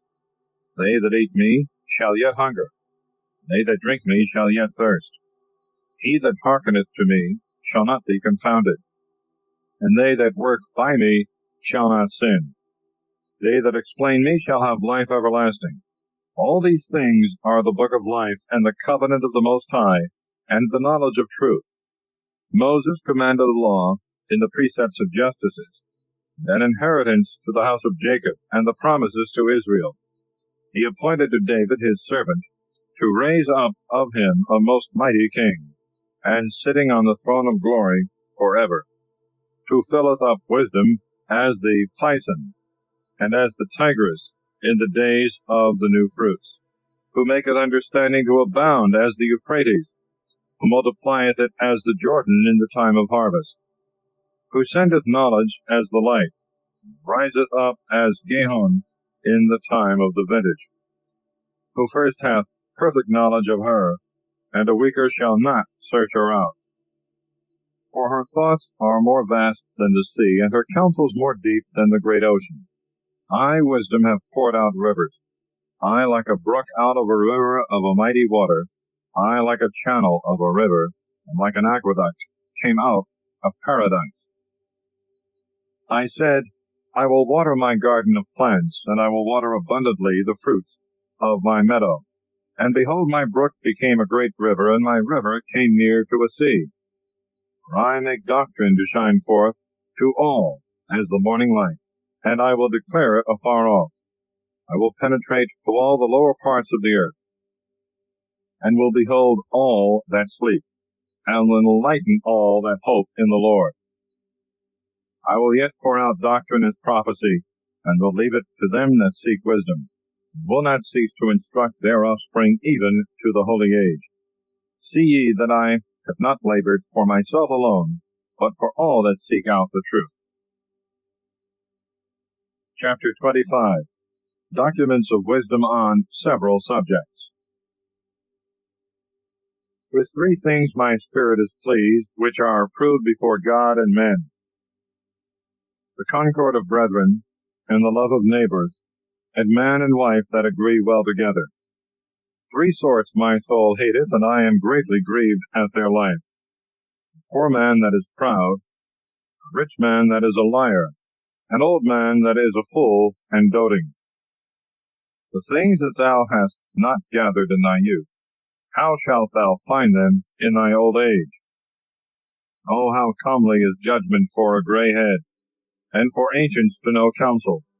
Oh, how comely is wisdom for the aged, and understanding and counsel to men of honor. Much experience is the crown of old men, and the fear of God is their glory. 9 things that are not to be imagined by the heart have I magnified, and the 10th I will utter to men with my tongue. A man that hath joy of his children, he that liveth and seeth the fall of his enemies. Blessed is he that dwelleth with a wise woman, and that hath not slipped with his tongue, and that hath not served such as are unworthy of him. Blessed is he that findeth a true friend, and that declareth justice to an ear that heareth. How great is he that findeth wisdom and knowledge! But there is none above him that feareth the Lord. The fear of God hath set itself above all things. Blessed is the man to whom it is given to have the fear of God. He that holdeth it, to whom shall he be likened? Fear of God is the beginning of his love, and the beginning of faith is to be fast joined unto it. The sadness of the heart is every plague, and the wickedness of a woman is all evil.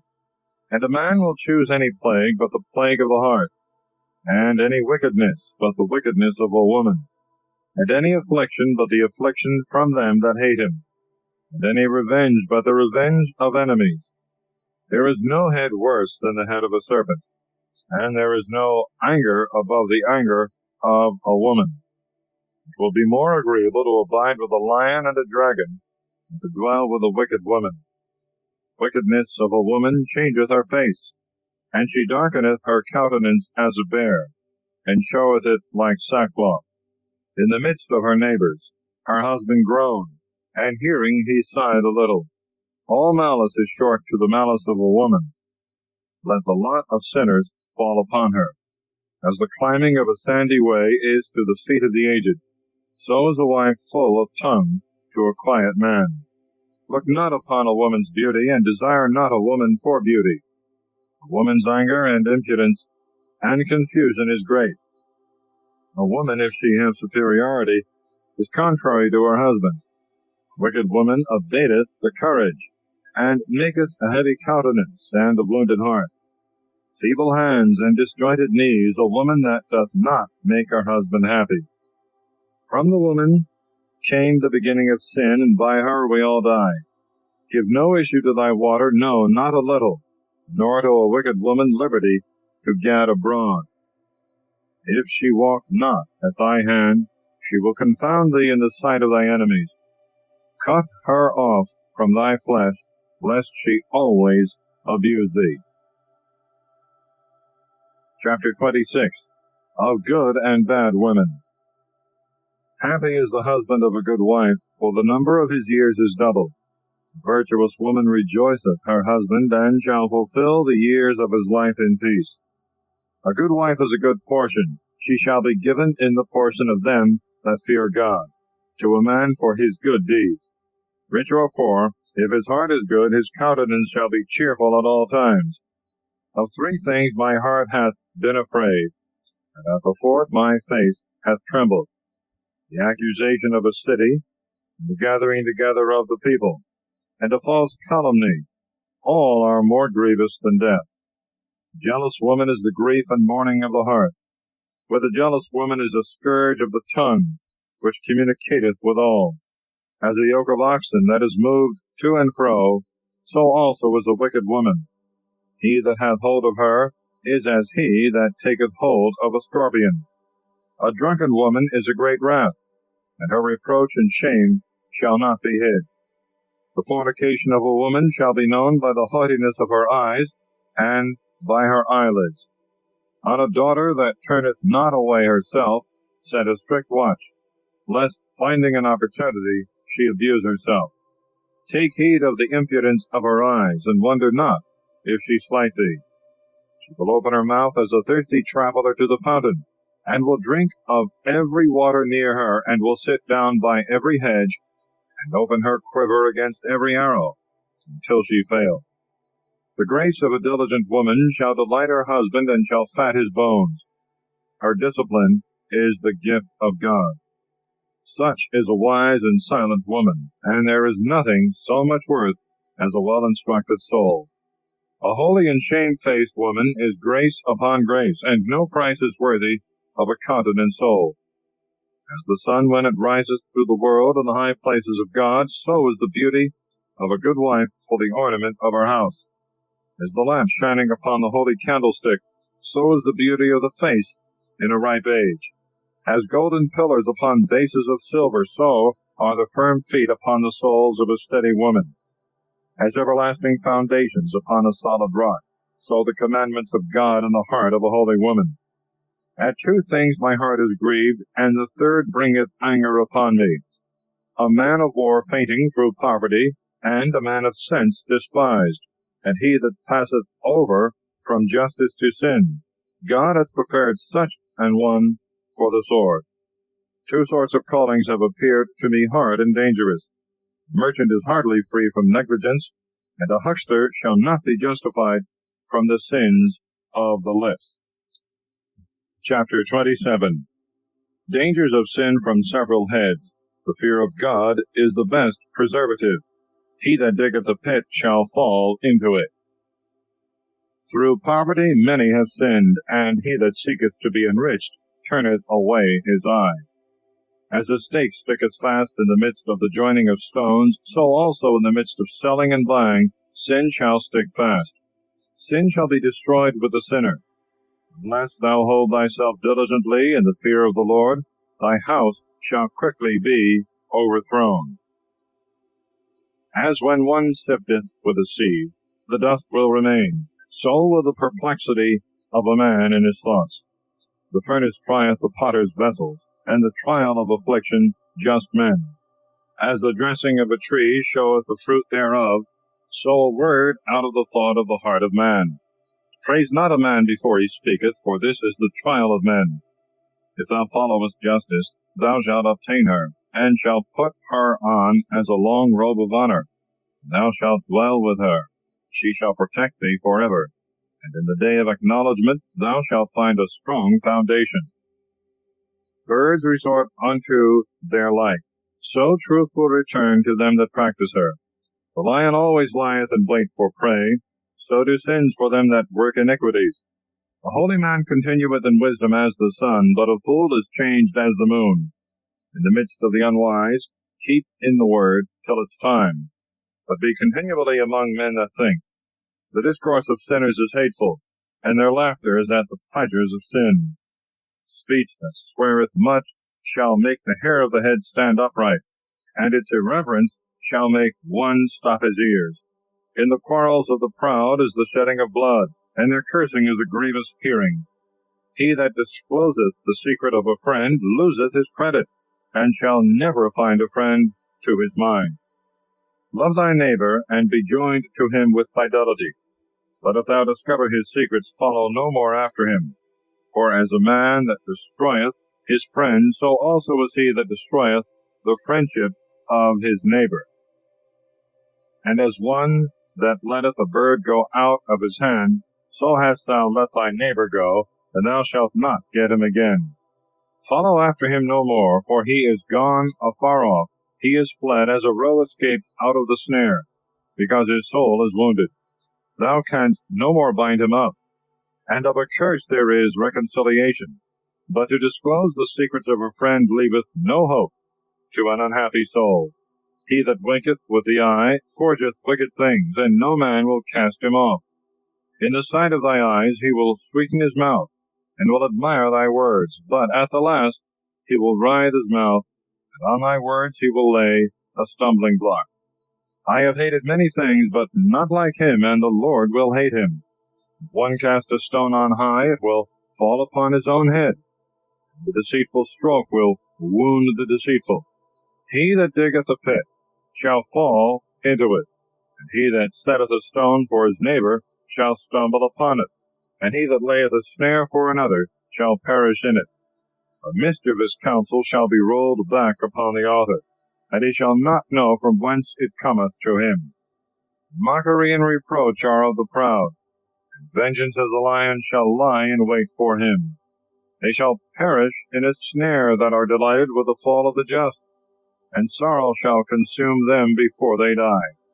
Anger and fury are both of them abominable, and the sinful man shall be subject to them.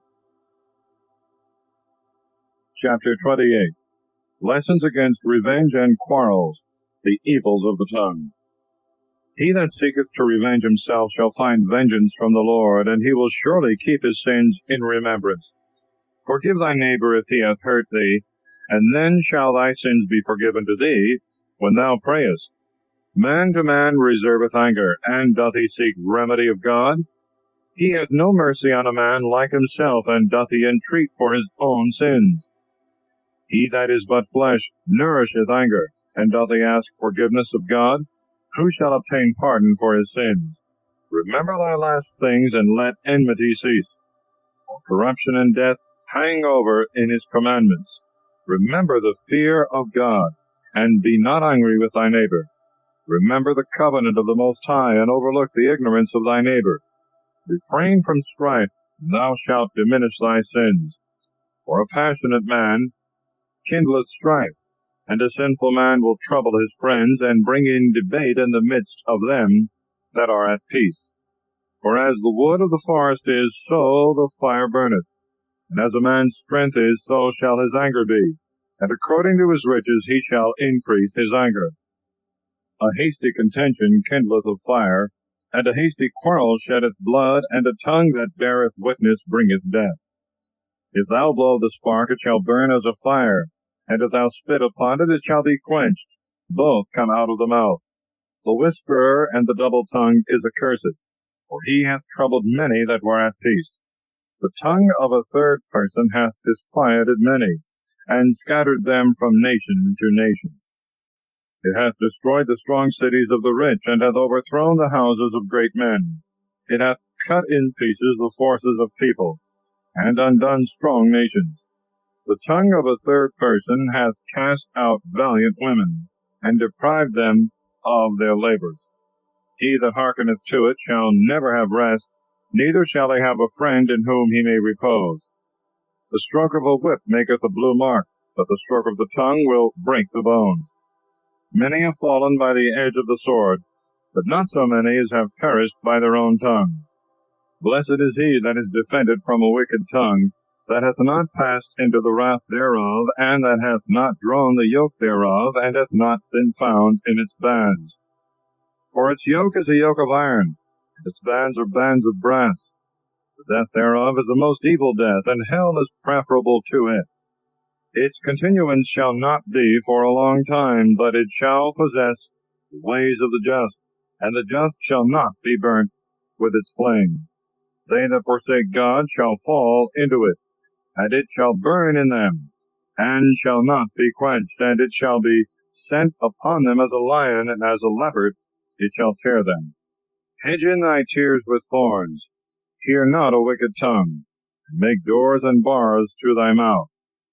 Melt down thy gold and silver, and make a balance for thy words, and a just bridle for thy mouth. And take heed lest thou slip with thy tongue, and fall in the sight of thy enemies who lie in wait for thee, and thy fall be incurable unto death. Chapter 29. Of charity in lending money, and justice in repaying, of alms, and of being surety. He that showeth mercy lendeth to his neighbor. He that is stronger in hand keepeth the commandments.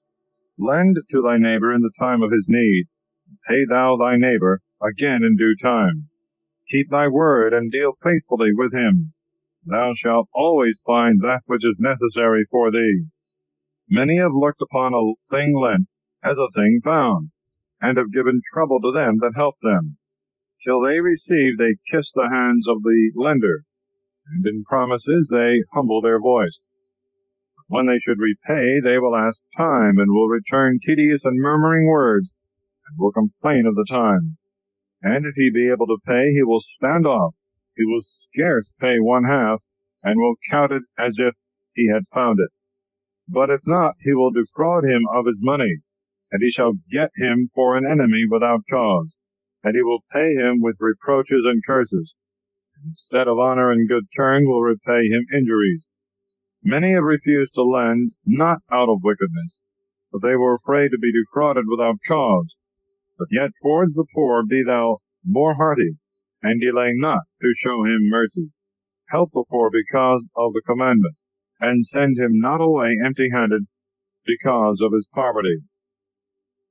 Lose thy money for thy brother and thy friend, and hide it not under a stone to be lost. Place thy treasure in the commandments of the Most High, and it shall bring thee more profit than gold. Shut up alms in the heart of the poor, and it shall obtain help for thee against all evil. Better than the shield of the mighty, and better than the spear, it shall fight for thee against thy enemy. A good man is surety for his neighbor, and he that hath lost shame will leave him to himself. Forget not the kindness of thy surety, for he hath given his life for thee. The sinner and the unclean fleeth from his surety. A sinner attributeth to himself the goods of his surety. He that is of an unthankful mind will leave him that delivered him.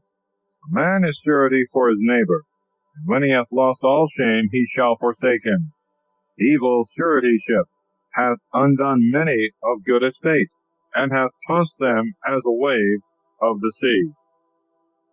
It hath made powerful men to go from place to place round about, and they have wandered in strange countries. A sinner that transgresseth the commandment of the Lord shall fall into an evil suretyship, and he that undertaketh many things shall fall into judgment.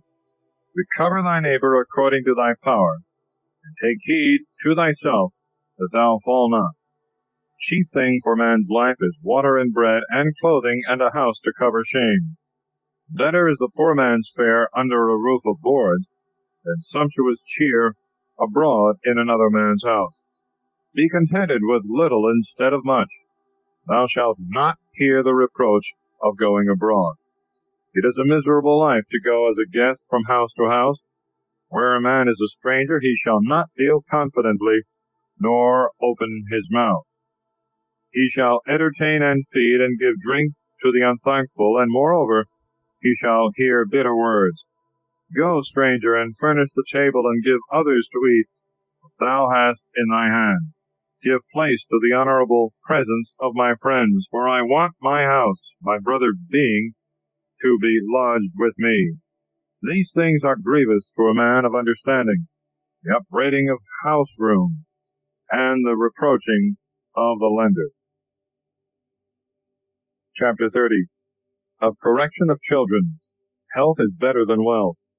Excessive grief is hurtful. He that loveth his son frequently chastiseth him, that he may rejoice in his latter end, and not grope after the doors of his neighbors. He that instructeth his son shall be praised in him, and shall glory in him in the midst of them of his household. He that teacheth his son maketh his enemy jealous, and in the midst of his friends he shall glory in him. His father is dead, and he is as if he were not dead, for he hath left one behind him, that is, like himself. While he lived, he saw and rejoiced in him. When he died, he was not sorrowful, neither was he confounded before his enemies. For he left behind him a defender of his house against his enemies, and one that will requite kindness to his friends. For the souls of his sons he shall bind up his wounds, and at every cry his bowels shall be troubled. A horse not broken becometh stubborn, and a child left to himself will become headstrong. Give thy son his way, and he shall make thee afraid. Play with him, and he shall make thee sorrowful. Laugh not with him, lest thou have sorrow, and at the last thy teeth be set on edge. Give him not liberty in his youth, and wink not at his devices. Bow down his neck while he is young, and beat his sides while he is a child, lest he grow stubborn, and regard thee not, and so be a sorrow of heart to thee. Instruct thy son, and labor about him, lest his lewd behavior be an offense to thee. Better is a poor man who is sound and strong of constitution, than a rich man who is weak and afflicted with evils. Health of the soul in holiness of justice is better than all gold and silver, and a sound body than immense revenues. There is no riches above the riches of the health of the body, and there is no pleasure above the joy of the heart. Better is death than a bitter life, and everlasting rest than continual sickness. Good things that are hidden in a mouth that is shut are as messes of meat set about a grave. What good shall an offering do to an idol? For it can neither eat nor smell. So is he that is persecuted by the Lord, bearing the reward of his iniquity. He seeth with his eyes, and groaneth as an eunuch embracing a virgin, and sighing. Give not up thy soul to sadness, and afflict not thyself in thy own counsel. The joyfulness of the heart is the life of a man, and a never-failing treasure of holiness, and the joy of a man is length of life. Have pity on thy own soul, pleasing God, and contain thyself. Gather up thy heart in his holiness, and drive away sadness far from thee.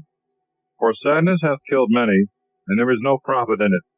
Envy and anger shorten a man's days, and pensiveness will bring old age before the time. A cheerful and good heart is always feasting, for his banquets are prepared with diligence. Chapter 31. Of the desire of riches, and of moderation in eating and drinking. Watching for riches consumeth the flesh, and the thought thereof driveth away sleep. Thinking beforehand turneth away the understanding, and a grievous sickness maketh the soul sober. A rich man hath labored in gathering riches together. When he resteth, he shall be filled with his goods. A poor man hath labored in his low way of life, and in the end he is still poor. He that loveth gold shall not be justified. He that followeth after corruption shall be filled with it. Many have been brought to fall for gold. The beauty thereof hath been their ruin. Gold is a stumbling block to them that sacrifice to it. Woe to them that eagerly follow after it, and every fool shall perish by it. Blessed is the rich man that is found without blemish, and that hath not gone after gold, nor put his trust in money, nor in treasures. Who is he? And we will praise him, for he hath done wonderful things in his life. Who hath been tried thereby, and made perfect? He shall have glory everlasting. He that could have transgressed, and hath not transgressed, and could do evil things, and hath not done them.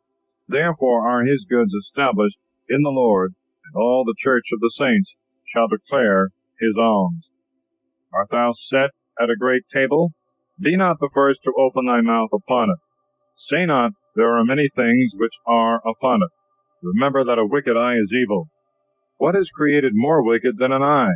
Therefore shall it weep over all the face when it shall see. Stretch not out thy hand first, lest being disgraced with envy thou be put to confusion. Be not hasty in a feast. Judge of the disposition of thy neighbor by thyself. Use as a frugal man the things that are set before thee, lest if thou eatest much, thou be hated. Leave off first for manner's sake, and exceed not, lest thou offend. And if thou sittest among many, reach not thy hand out first of all, and be not the first to ask for drink. How sufficient is a little wine for a man well taught, and in sleeping thou shalt not be uneasy with it, and thou shalt feel no pain.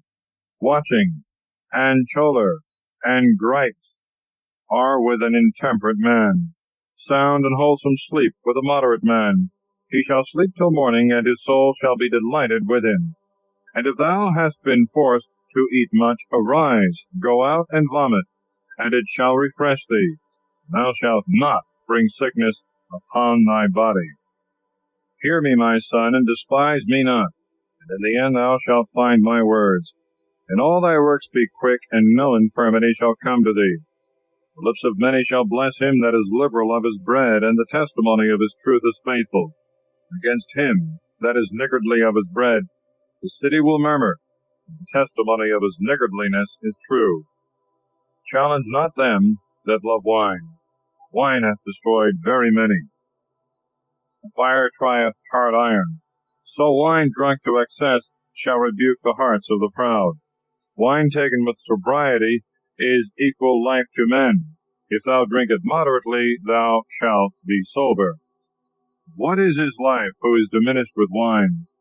What taketh away life? Death. Wine was created from the beginning to make men joyful, and not to make them drunk. Wine drunken with moderation is the joy of the soul and the heart. Sober drinking is health to soul and body. Wine drunken with excess raiseth quarrels and wrath and many ruins. Wine drunken with excess is bitterness of the soul. Heat of drunkenness is the stumbling block of the fool, lessening strength and causing wounds. Rebuke not thy neighbor in a banquet of wine. Despise him not in his mirth. Speak not to him words of reproach, and press him not in demanding again. Chapter 32. Lessons for superiors and inferiors. Advantages of fearing God and doing nothing without counsel. Have they made thee ruler? Be not lifted up, be among them as one of them. Have care of them, and so sit down, and when thou hast acquitted thyself of all thy charge, take thy place, that thou mayest rejoice for them, and receive a crown as an ornament of grace, and get the honor of the contribution. Speak, thou that art elder, for it becometh thee to speak the first word with careful knowledge, and hinder not music. Where there is no hearing, pour not out words.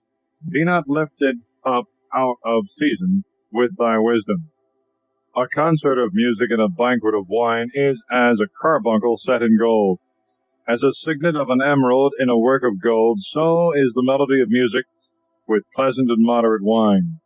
Hear in silence, and for thy reverence good grace shall come to thee. Young man, scarcely speak in thy own cause. If thou be asked twice, let thy answer be short. In many things be as if thou wert ignorant, and hear in silence and with all seeking.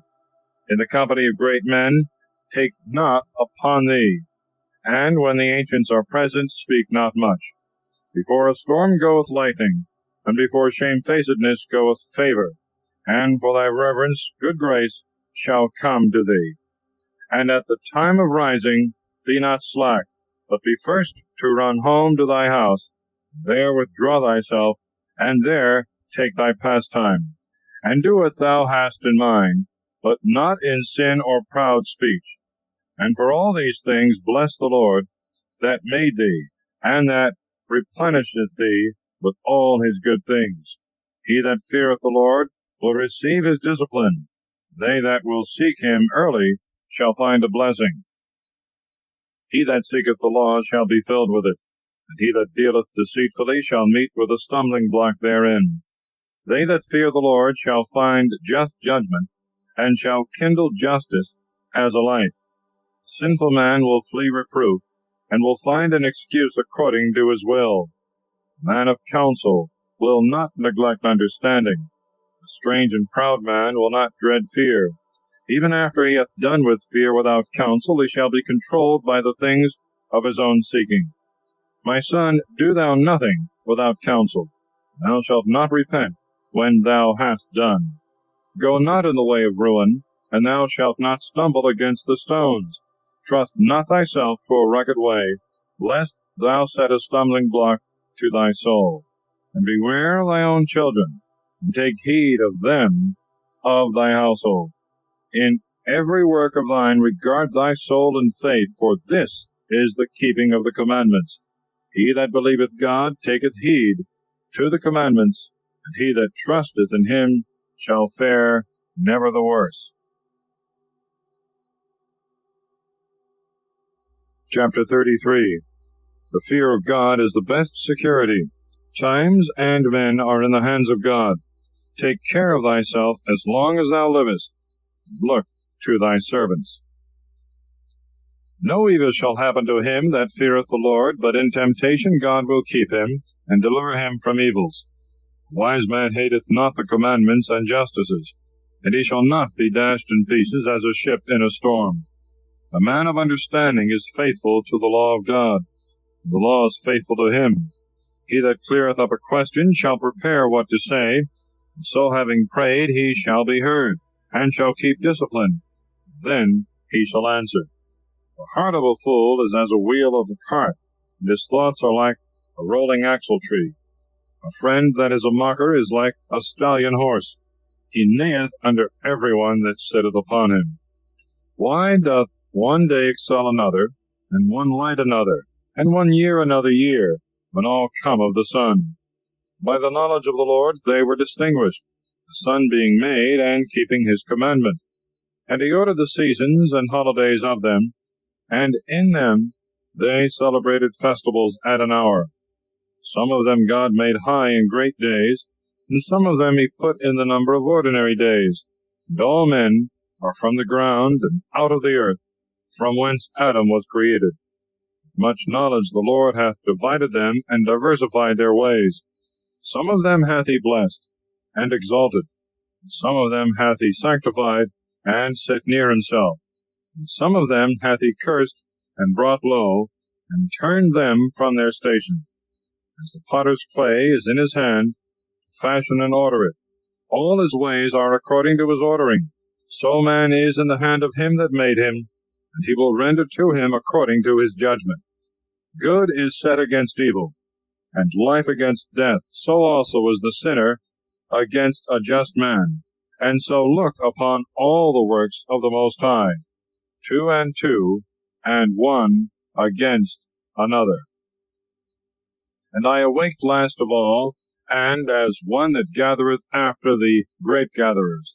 In the blessing of God I also have hope, and as one that gathereth grapes have I filled the winepress. See that I have not labored for myself only, but for all that seek discipline.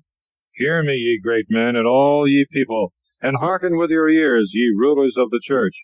Give not to son or wife, brother or friend, power over thee while thou livest, and give not thy estate to another, lest thou repent, and thou entreat for the same. As long as thou livest, and hast breath in thee, let no man change thee. For it is better that thy children should ask of thee, than that thou look for the hands of thy children. In all thy works keep thee preeminence. Let no stain sully thy glory. At the time when thou shalt end the days of thy life, and at the time of thy decease, distribute thy inheritance. Fodder and a wand and a burden are for an ass, bread and correction and work for a slave. He worketh under correction, and seeketh to rest. Let his hands be idle, and he seeketh liberty. The yoke and the thong bend a stiff neck, and continual labors bow a slave. Torture and fetters are for a malicious slave. Send him to work, that he be not idle, for idleness hath taught much evil. Set him to work, for so it is fit for him. And if he be not obedient, bring him down with fetters. But be not excessive towards anyone, and do no grievous thing without judgment. If thou have a faithful servant, let him be to thee as thy own soul. Treat him as a brother, because in the blood of thy soul thou hast gotten him. If thou hurt him unjustly, he will run away. And if he rise up and depart, thou knowest not whom to ask, and in what way to seek him. Chapter 34. The vanity of dreams, the advantage of experience, and of the fear of God. The hopes of a man that is void of understanding are vain and deceitful, and dreams lift up fools. The man that giveth heed to lying visions is like to him that catcheth at a shadow, and followeth after the wind. Vision of dreams is the resemblance of one thing to another, as when a man's likeness is before the face of a man. What can be made plain by the unclean, and what truth can come from that which is false? Deceitful divinations, and lying omens, and the dreams of evil doers are vanity. And the heart fancieth as that of a woman in travail, except it be a vision sent forth from the Most High, Set not thy heart upon them, for dreams have deceived many. They have failed that put their trust in them. Word of the law shall be fulfilled without a lie. Wisdom shall be made plain in the mouth of the faithful. What doth he know that hath not been tried? A man that hath much experience shall think of many things, and he that hath learned many things shall show forth understanding. He that hath no experience knoweth little, and he that hath been experienced in many things multiplieth prudence. He that hath not been tried, what manner of things doth he know? He that hath been surprised shall abound with subtlety. I have seen many things by traveling, many customs of things. Sometimes I have been in danger of death for these things, and I have been delivered by the grace of God. The spirit of those that fear God is sought after, and by his regard shall be blessed. For their hope is on him that saveth them, and the eyes of God are upon them that love him. He that feareth the Lord shall tremble at nothing, and shall not be afraid, for he is his hope. The soul of him that feareth the Lord is blessed. To whom doth he look, and who is his strength? The eyes of the Lord are upon them that fear him. He is their powerful protector and strong stay, a defense from the heat, and a cover from the sun at noon, a preservation from stumbling, and a help from falling. He raiseth up the soul, and enlighteneth the eyes, and giveth health, and life, and blessing. The offering of him that sacrificeth of a thing wrongfully gotten is stained, and the mockeries of the unjust are not acceptable. The Lord is only for them that wait upon him in the way of truth and justice. The Most High approveth not the gifts of the wicked, neither hath he respect to the oblations of the unjust, nor will he be pacified for sins by the multitude of their sacrifices. He that offereth sacrifice of the goods of the poor is as one that sacrificeth the son in the presence of his father. The bread of the needy is the life of the poor. He that defraudeth them thereof is a man of blood. He that taketh away the bread gotten by sweat is like him that killeth his neighbor. He that sheddeth blood, and he that defraudeth the laborer of his hire are brothers. One buildeth up, and another pulleth down. What profit have they but the labor? When one prayeth, and another curseth, whose voice will God hear? He that washeth himself after touching the dead, if he toucheth him again, what doth his washing avail? So a man that fasteth for his sins doth the same again. What doth his humbling himself profit him? Who will hear his prayer?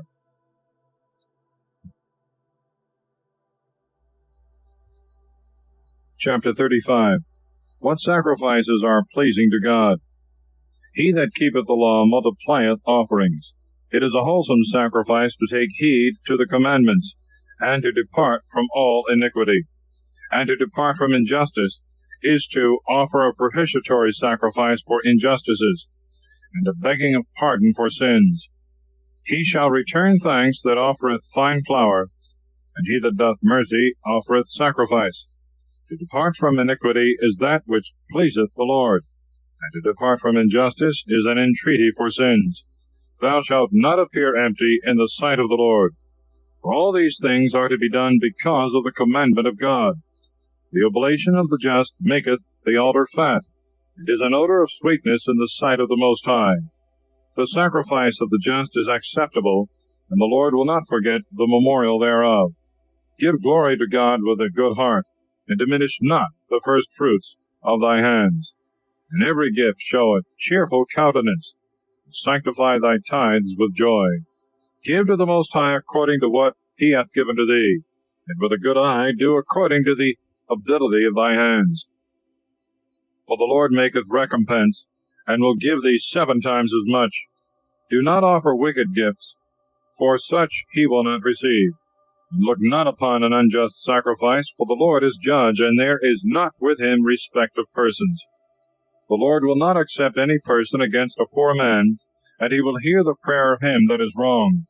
He will not despise the prayers of the fatherless, nor the widow, when she poureth out her complaint. Do not the widow's tears run down the cheek, and her cry against him that causeth them to fall? For from the cheek they go up even to heaven, The Lord that heareth will not be delighted with them. He that adoreth God with joy shall be accepted. His prayer shall approach even to the clouds. Prayer of him that humbleth himself shall pierce the clouds, and till it come nigh, he will not be comforted, and he will not depart till the Most High behold. And the Lord will not be slack, but will judge for the just, and will do judgment. And the Almighty will not have patience with them, that he may crush their back.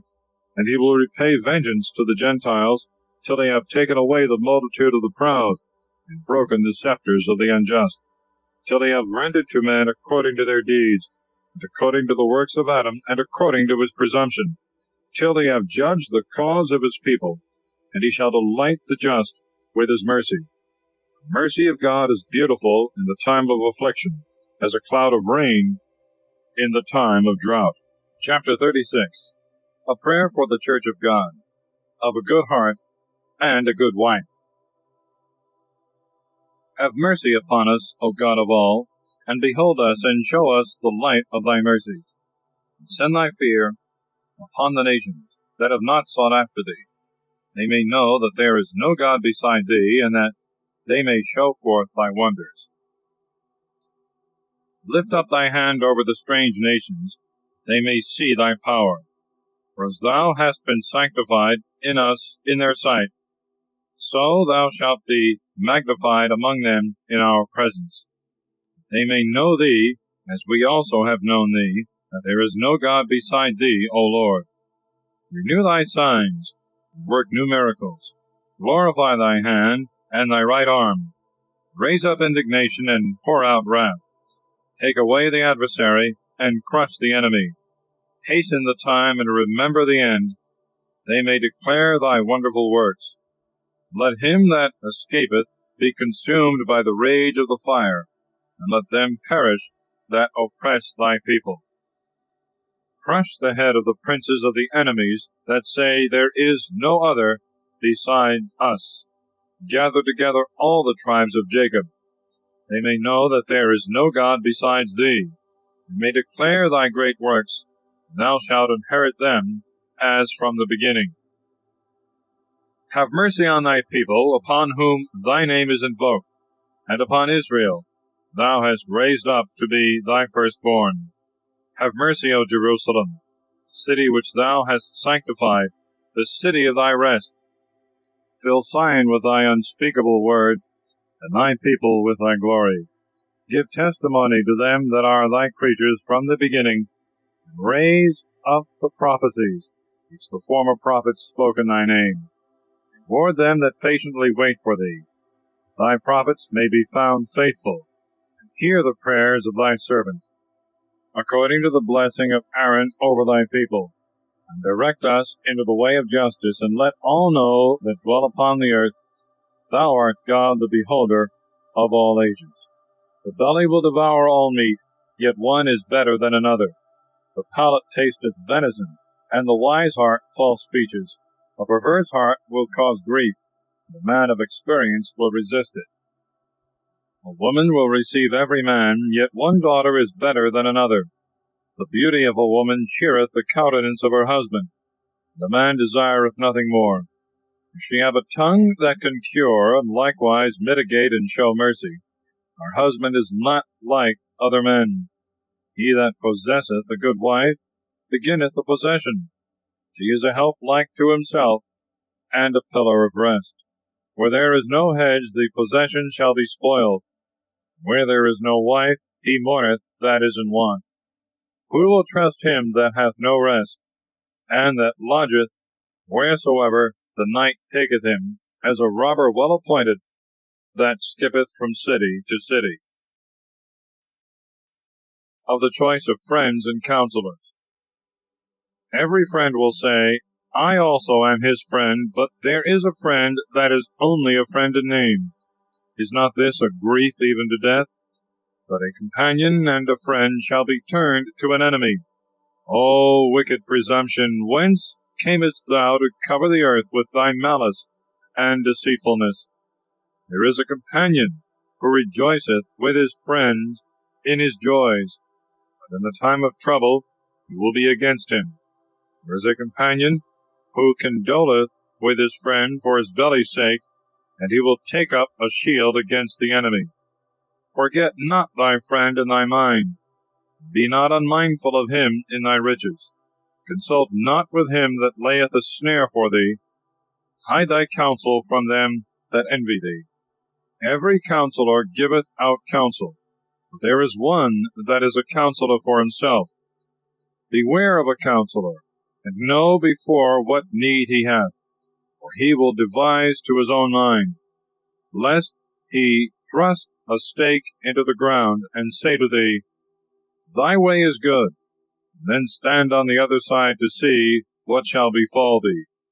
Treat not with a man without religion concerning holiness, nor with an unjust man concerning justice, nor with a woman touching her of whom she is jealous, nor with a coward concerning war, nor with a merchant about traffic, nor with a buyer of selling, nor with an envious man of giving thanks, nor with the ungodly of piety, nor with the dishonest of honesty, nor with the field laborer of every work, nor with him that worketh by the year of the finishing of the year, nor with an idle servant of much business. Give no heed to these in any matter of counsel.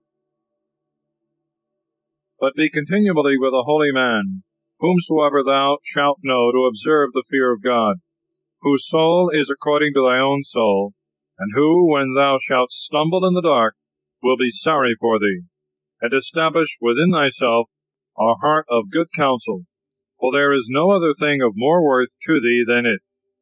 The soul of a holy man discovereth sometimes true things, more than 7 watchmen that sit in a high place to watch.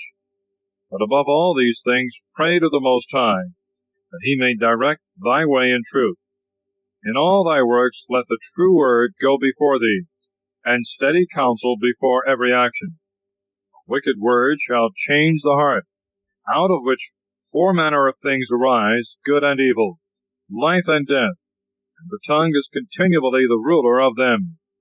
There is a man that is subtle and a teacher of many, and yet is unprofitable to his own soul. A skillful man hath taught many, and is sweet to his own soul. He that speaketh sophistically is hateful. He shall be destitute of everything. Grace is not given him from the Lord. He is deprived of all wisdom. There is a wise man that is wise to his own soul, and the fruit of his understanding is commendable. A wise man instructeth his own people, and the fruits of his understanding are faithful. A wise man shall be filled with blessings, and they that see shall praise him. The life of a man is in the number of his days, but the days of Israel are innumerable. A wise man shall inherit honor among his people, and his name shall live forever. My son, prove thy soul in thy life, and if it be wicked, give it no power. For all things are not expedient for all, and every kind pleaseth not every soul. Be not greedy in any feasting, and pour not out thyself upon any meat. For in many meats there will be sickness, and greediness will turn to choler. By surfeiting many have perished. He that is temperate shall prolong life. Chapter 38. Of physicians and medicines, what is to be done in sickness, and how we are to mourn for the dead. Of the employments of laborers and artificers. Honor the physician for the need thou hast of him, for the Most High hath created him. For all healing is from God, and he shall receive gifts of the King. The skill of the physician shall lift up his head, and in the sight of great men he shall be praised. The Most High hath created medicines out of the earth, and a wise man will not abhor them. Was not bitter water made sweet with wood? The virtue of these things is come to the knowledge of men, and the Most High hath given knowledge to men, that he may be honored in his wonders. By these he shall cure and shall allay their pains, and of these the apothecary shall make sweet confections, and shall make up ointments of health. and of his works there shall be no end. For the peace of God is over all the face of the earth. My son, in thy sickness neglect not thyself, but pray to the Lord, and he shall heal thee.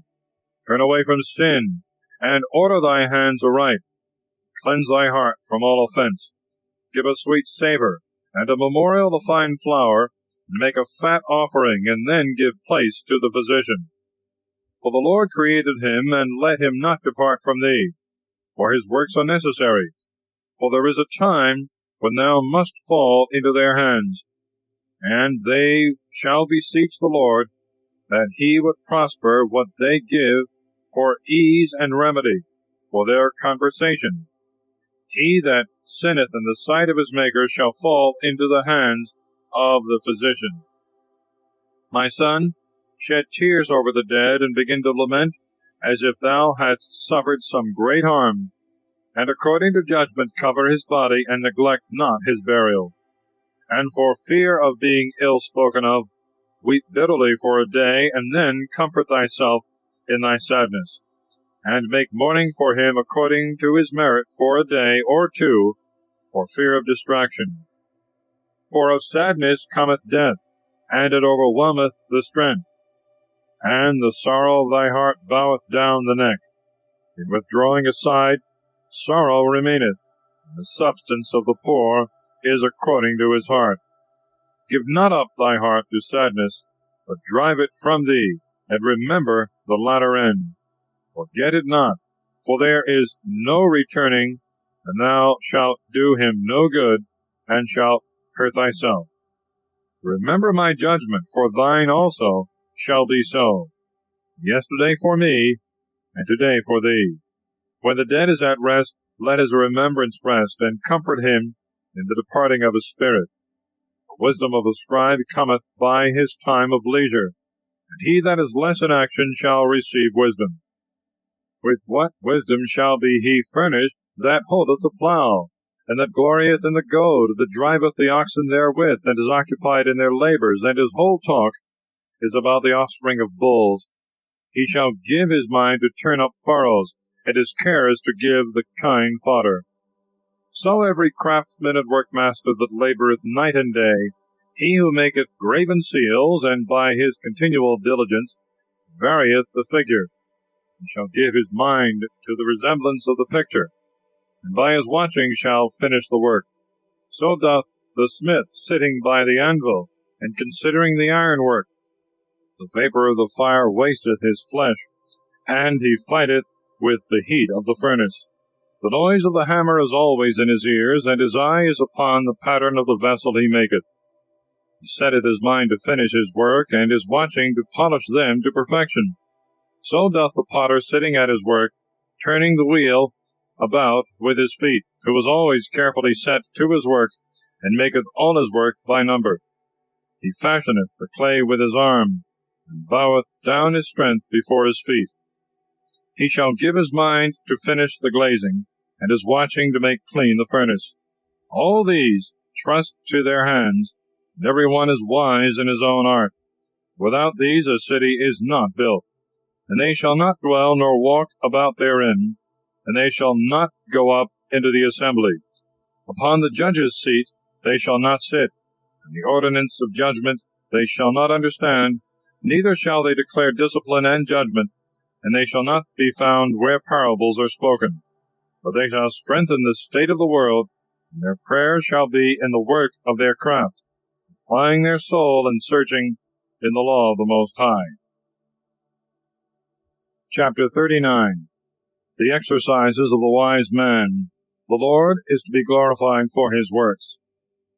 The wise man will seek out the wisdom of all the ancients, and will be occupied in the prophets. He will keep the sayings of renowned men, and will enter withal into the subtleties of parables. He will search out the hidden meanings of proverbs, and will be conversant in the secrets of parables. He shall serve among great men, and appear before the governor. He shall pass into strange countries, where he shall try good and evil among men. He will give his heart to resort early to the Lord that made him, and he will pray in the sight of the Most High. He will open his mouth in prayer, and will make supplication for his sins. For if it shall please the great Lord, he will fill him with the spirit of understanding, and he will pour forth the words of his wisdom as showers, and in his prayer he will confess to the Lord. And he shall direct his counsel and his knowledge, and in his secrets shall he meditate, and shall show forth the discipline he hath learned, and shall glory in the law of the covenant of the Lord. Many shall praise his wisdom, and it shall never be forgotten. The memory of him shall not depart away, and his name shall be in request from generation to generation. Nations shall declare his wisdom, and the church shall show forth his praise. If he continue, he shall leave a name above 1,000, and if he rest, it shall be to his advantage. I will yet meditate, that I may declare, for I am filled as with a holy transport. By a voice he saith, Hear me, ye divine offspring, and bud forth as the rose planted by the brooks of waters. Give ye a sweet odor as frankincense, send forth flowers as the lily, and yield a smell, and bring forth leaves in grace, and praise with canticles, and bless the Lord in his works. Magnify his name, and give glory to him with the voice of your lips, and with the canticles of your mouths, and with harps, and in praising him you shall say in this manner, All the works of the Lord are exceeding good. At his word the waters stood as a heap, and at the words of his mouth the receptacles of waters. For at his commandment favor is shown, and there is no diminishing of his salvation. The works of all flesh are before him, and there is nothing hid from his eyes. He seeth from eternity to eternity, and there is nothing wonderful before him. There is no saying, What is this? Or what is that? For all things shall be sought in their time.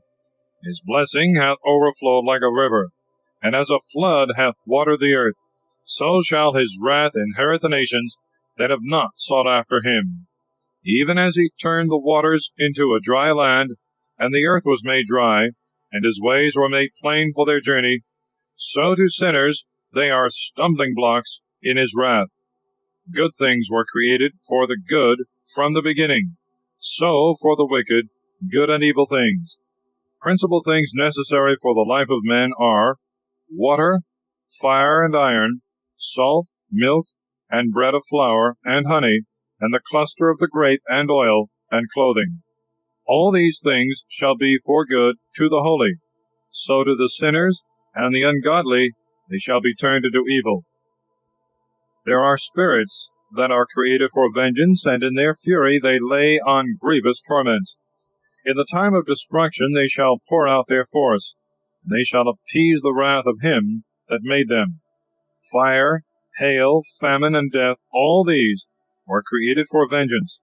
The teeth of beasts, and scorpions, and serpents, and the sword taking vengeance upon the ungodly unto destruction.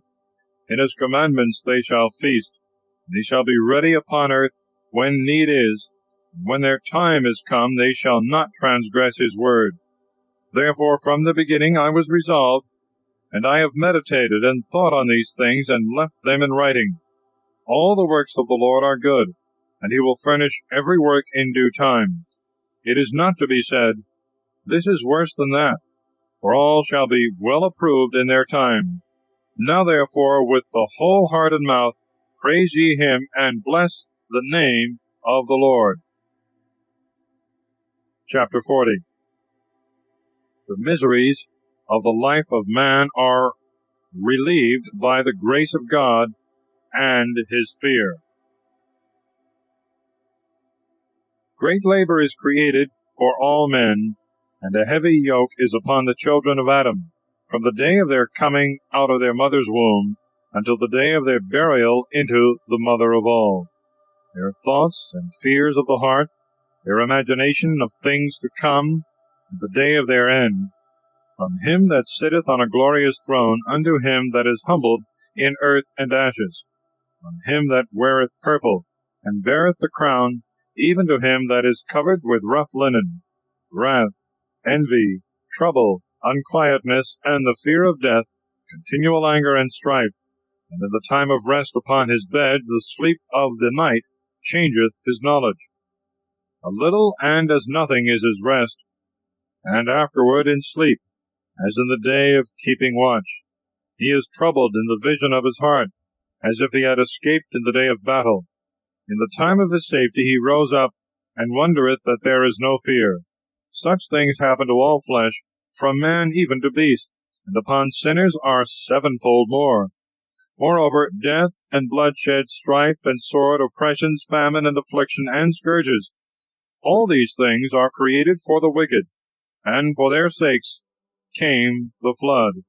All things that are of the earth shall return to the earth again, and all waters shall return to the sea.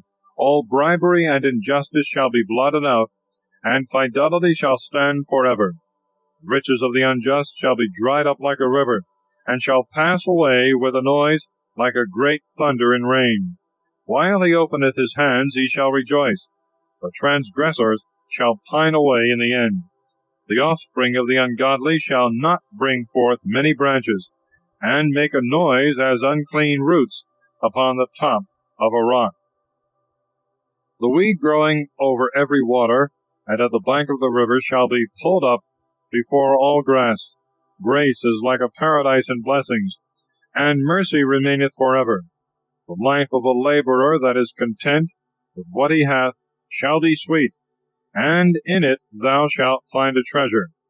Children and the building of a city shall establish a name, but a blameless wife shall be counted above them both. Wine and music rejoice the heart, but the love of wisdom is above them both. The flute and the psaltery make a sweet melody, but a pleasant tongue is above them both.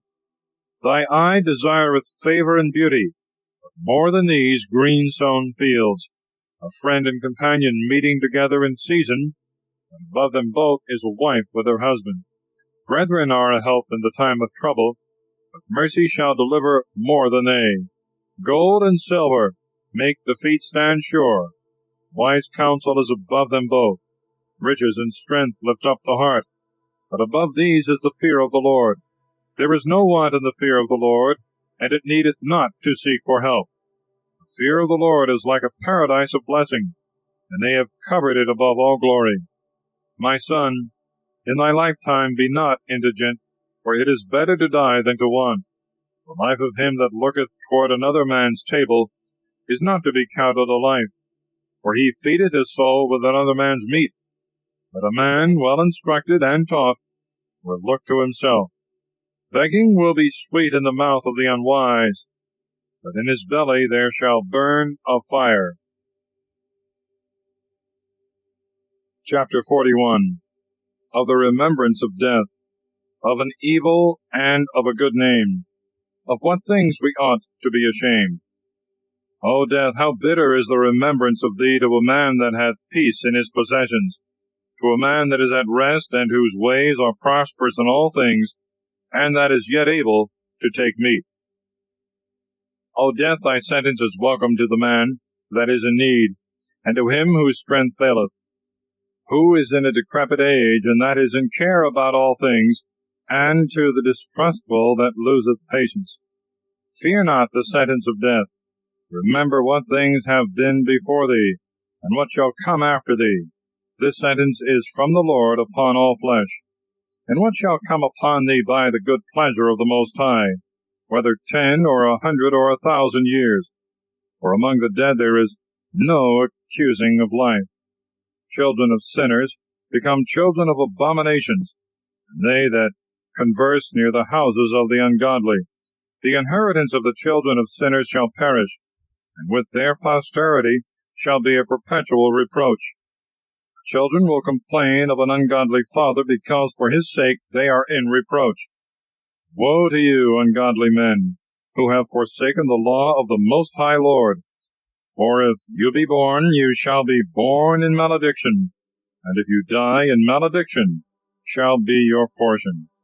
All things that are of the earth shall return to the earth, so the ungodly shall from malediction to destruction. Mourning of men is about their body, but the name of the ungodly shall be blotted out. Take care of a good name, for this shall continue with thee, more than 1,000 treasures precious and great. A good life hath its number of days, but a good name shall continue forever.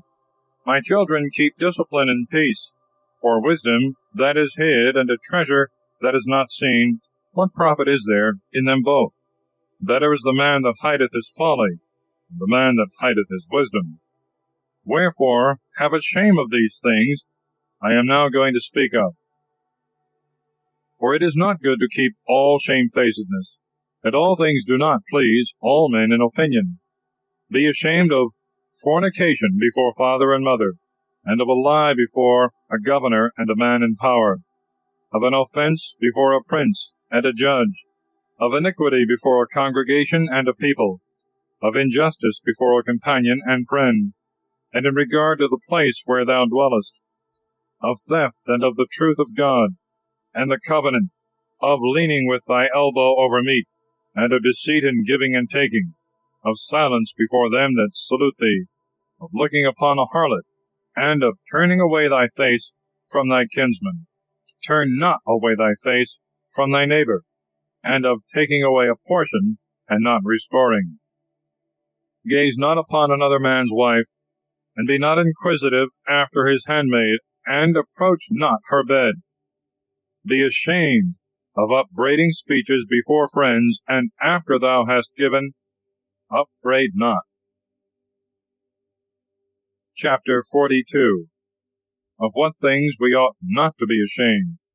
Cautions with regard to women, works, and greatness of God. Repeat not the word which thou hast heard, and disclose not the thing that is secret. So shalt thou be truly without confusion, and shalt find favor before all men. Be not ashamed of any of these things, and accept no person to sin thereby. Of the law of the Most High, and of his covenant, and of judgment to justify the ungodly, of the affair of companions and travelers, and of the gift of the inheritance of friends, of exactness, of balance and weights, of getting much or little, of the corruption of buying, and of merchants, and of much correction of children, and to make the side of a wicked slave to bleed. Sure keeping is good over a wicked wife, for there are many hands shut up, and deliver all things in number, and wait, and put all in writing that thou givest out or receivest in. Be not ashamed to inform the unwise and foolish, and the aged, that are judged by young men, and thou shalt be well instructed in all things, and well approved in the sight of all men living. The father waketh for the daughter, when no man knoweth, and the care for her taketh away his sleep, when she is young, lest she pass away the flower of her age, and when she is married, lest she should be hateful. In her virginity, lest she should be corrupted, and be found with child in her father's house. And having a husband, lest she should misbehave herself, or at the least become barren. Keep a sure watch over a shameless daughter, lest at any time she make thee become a laughingstock to thy enemies, and a byword in the city, and a reproach among the people, and she make thee ashamed before all the multitude. Behold not everybody's beauty, and tarry not among women. For from garments cometh a moth, from a woman the iniquity of a man. For better is the iniquity of a man than a woman doing a good turn, and a woman bringing shame and reproach. I will now remember the works of the Lord, and I will declare the things I have seen. The words of the Lord are his works. The sun giving light hath looked upon all things, and full of the glory of the Lord is his work. Hath not the Lord made the saints to declare all his wonderful works, which the Lord Almighty hath firmly settled to be established for his glory? He hath searched out the deep and the heart of men, and considered their crafty devices. For the Lord knoweth all knowledge, and hath beheld the signs of the world. He declareth the things that are past, and the things that are to come, and revealeth the traces of hidden things. No thought escapeth him, and no word can hide itself from him. He hath beautified the glorious works of his wisdom, and he is from eternity to eternity, and to him nothing may be added, nor can he be diminished, and he hath no need of any counselor. Oh, how desirable are all his works, and what we can know is but as a spark. All these things live and remain forever, and for every use all things obey him. All things are double, one against another, and he hath made nothing defective. He hath established the good things of every one, and who shall be filled with beholding his glory? Chapter 43. The works of God are exceedingly glorious and wonderful. No man is able sufficiently to praise him. The firmament on high is his beauty, the beauty of heaven with its glorious show. The sun, when he appeareth, showing forth at his rising, an admirable instrument, the work of the Most High. At noon he burneth the earth, and who can abide his burning heat? As one keeping a furnace in the works of heat. The sun 3 times as much burneth the mountains, breathing out fiery vapors, and shining with his beams, he blindeth the eyes. Great is the Lord that made him, and at his words he hath hastened his course. And the moon in her season is for a declaration of times and a sign of the world. From the moon is the sign of the festival day, a light that decreaseth in her perfection. The month is called after her name, increasing wonderfully in her perfection, being an instrument of the armies on high, shining gloriously in the firmament of heaven. The glory of the stars is the beauty of heaven. The Lord enlighteneth the world on high. By the words of the Holy One they shall stand in judgment, and shall never fail in their watches. Look upon the rainbow, and bless him that made it. It is very beautiful by its brightness. It encompasseth the heaven about with the circle of its glory. The hands of the Most High have displayed it. By his commandment he maketh the snow to fall apace, and sendeth forth swiftly the lightnings of his judgment.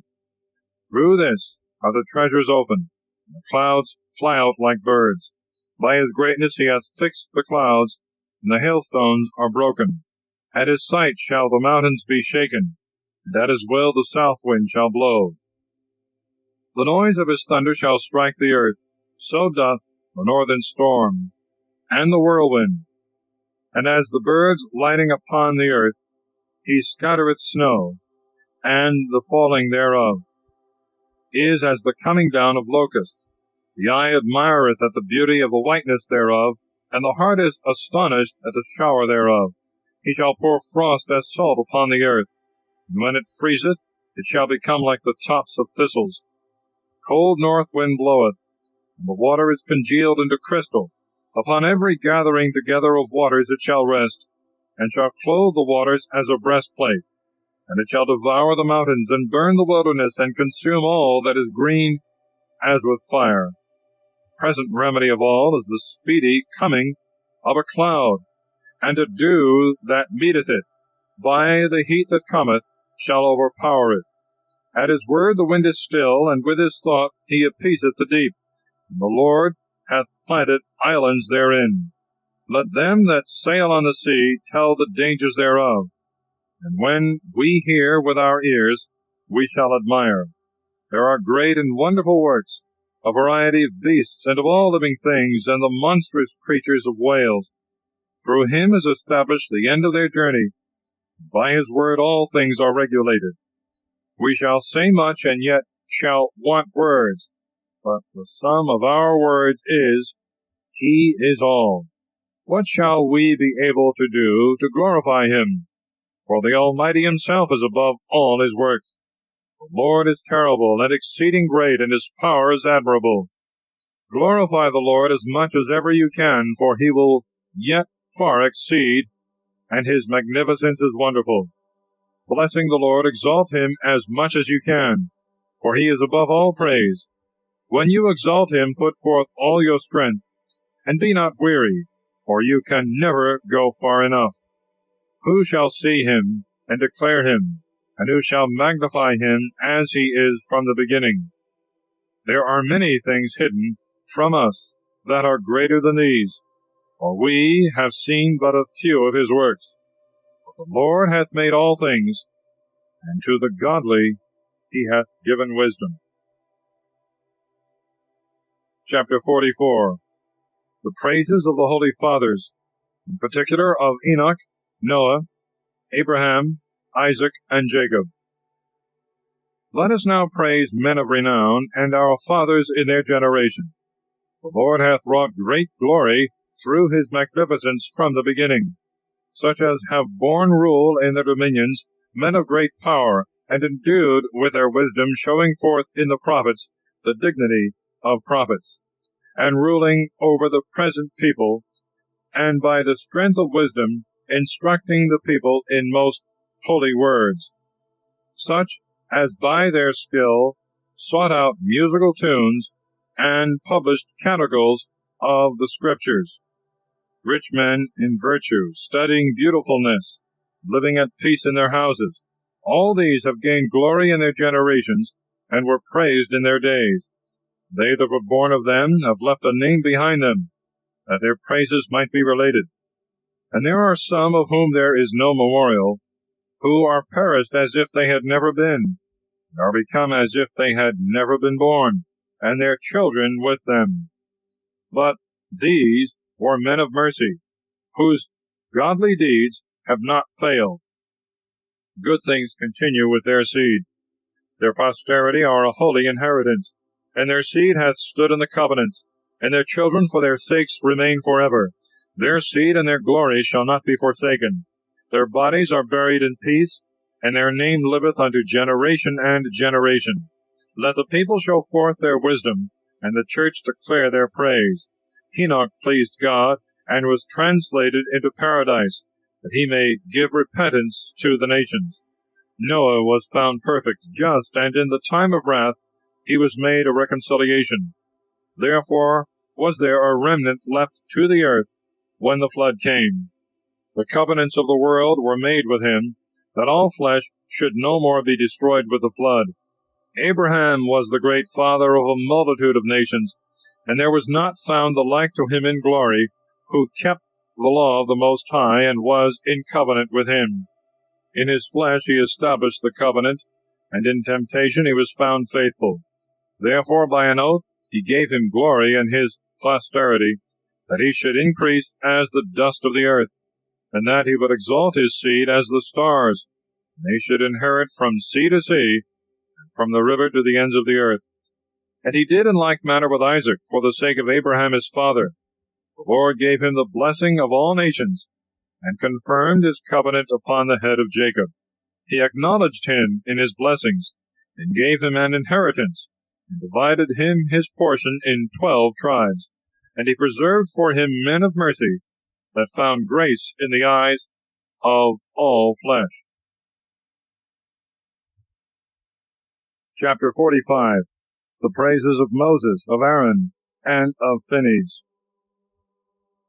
Moses was beloved of God and men, whose memory is in benediction. He made him like the saints in glory, and magnified him in the fear of his enemies. And with his words he made prodigies to cease. He glorified him in the sight of kings, and gave him commandments in the sight of his people, and showed him his glory. He sanctified him in his faith and meekness, and chose him out of all flesh. For he heard him and his voice, and brought him into a cloud. And he gave him commandments before his face, and a law of life, and instruction, that he might teach Jacob his covenant, and Israel his judgments. He exalted Aaron his brother, and like to himself of the tribe of Levi. He made an everlasting covenant with him, and gave him the priesthood of the nation, and made him blessed in glory. And he girded him about with a glorious girdle, and clothed him with a robe of glory, and crowned him with majestic attire, and put upon him a garment to the feet, and breeches, and an ephod, and he encompassed him with many little bells of gold all round about, that as he went there might be a sound, and a noise made that might be heard in the temple, for a memorial to the children of his people. He gave him a holy robe of gold, and blue, and purple, a woven work of a wise man, endued with judgment and truth, of twisted scarlet the work of an artist, with precious stones cut and set in gold, engraven by the work of a lapidary for a memorial, according to the number of the tribes of Israel. and a crown of gold upon his mitre, wherein was engraved holiness, an ornament of honor, a work of power, and delightful to the eyes for its beauty. Before him there were none so beautiful, even from the beginning. No stranger was ever clothed with them, but only his children alone, and his grandchildren forever. His sacrifices were consumed with fire every day. Moses filled his hands and anointed him with holy oil. This was made to him for an everlasting testament, and to his seed as the days of heaven, to execute the office of the priesthood, and to have praise and to glorify his people in his name.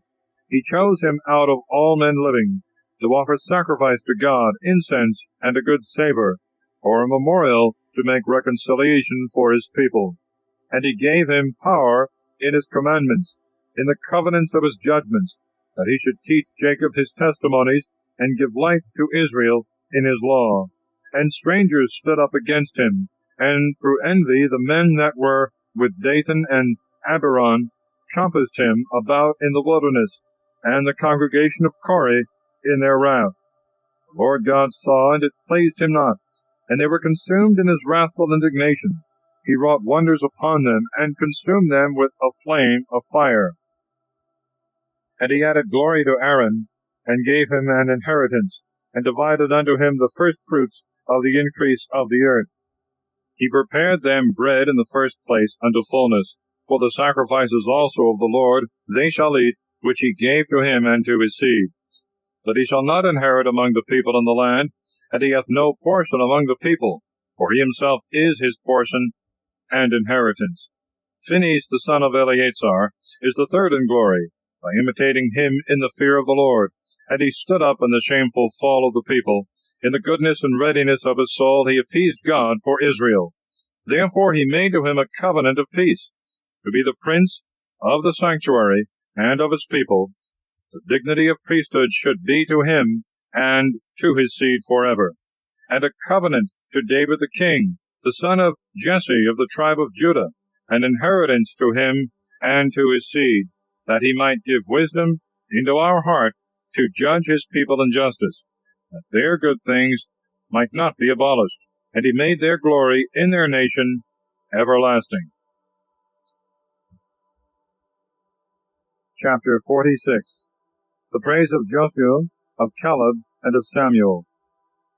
Valiant in war was Jesus the son of Nave, who was successor of Moses among the prophets, who was great according to his name, very great for the saving the elect of God, to overthrow the enemies that rose up against them, that he might get the inheritance for Israel.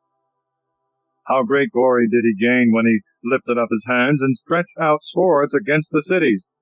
Who before him hath so resisted? The Lord himself brought the enemies.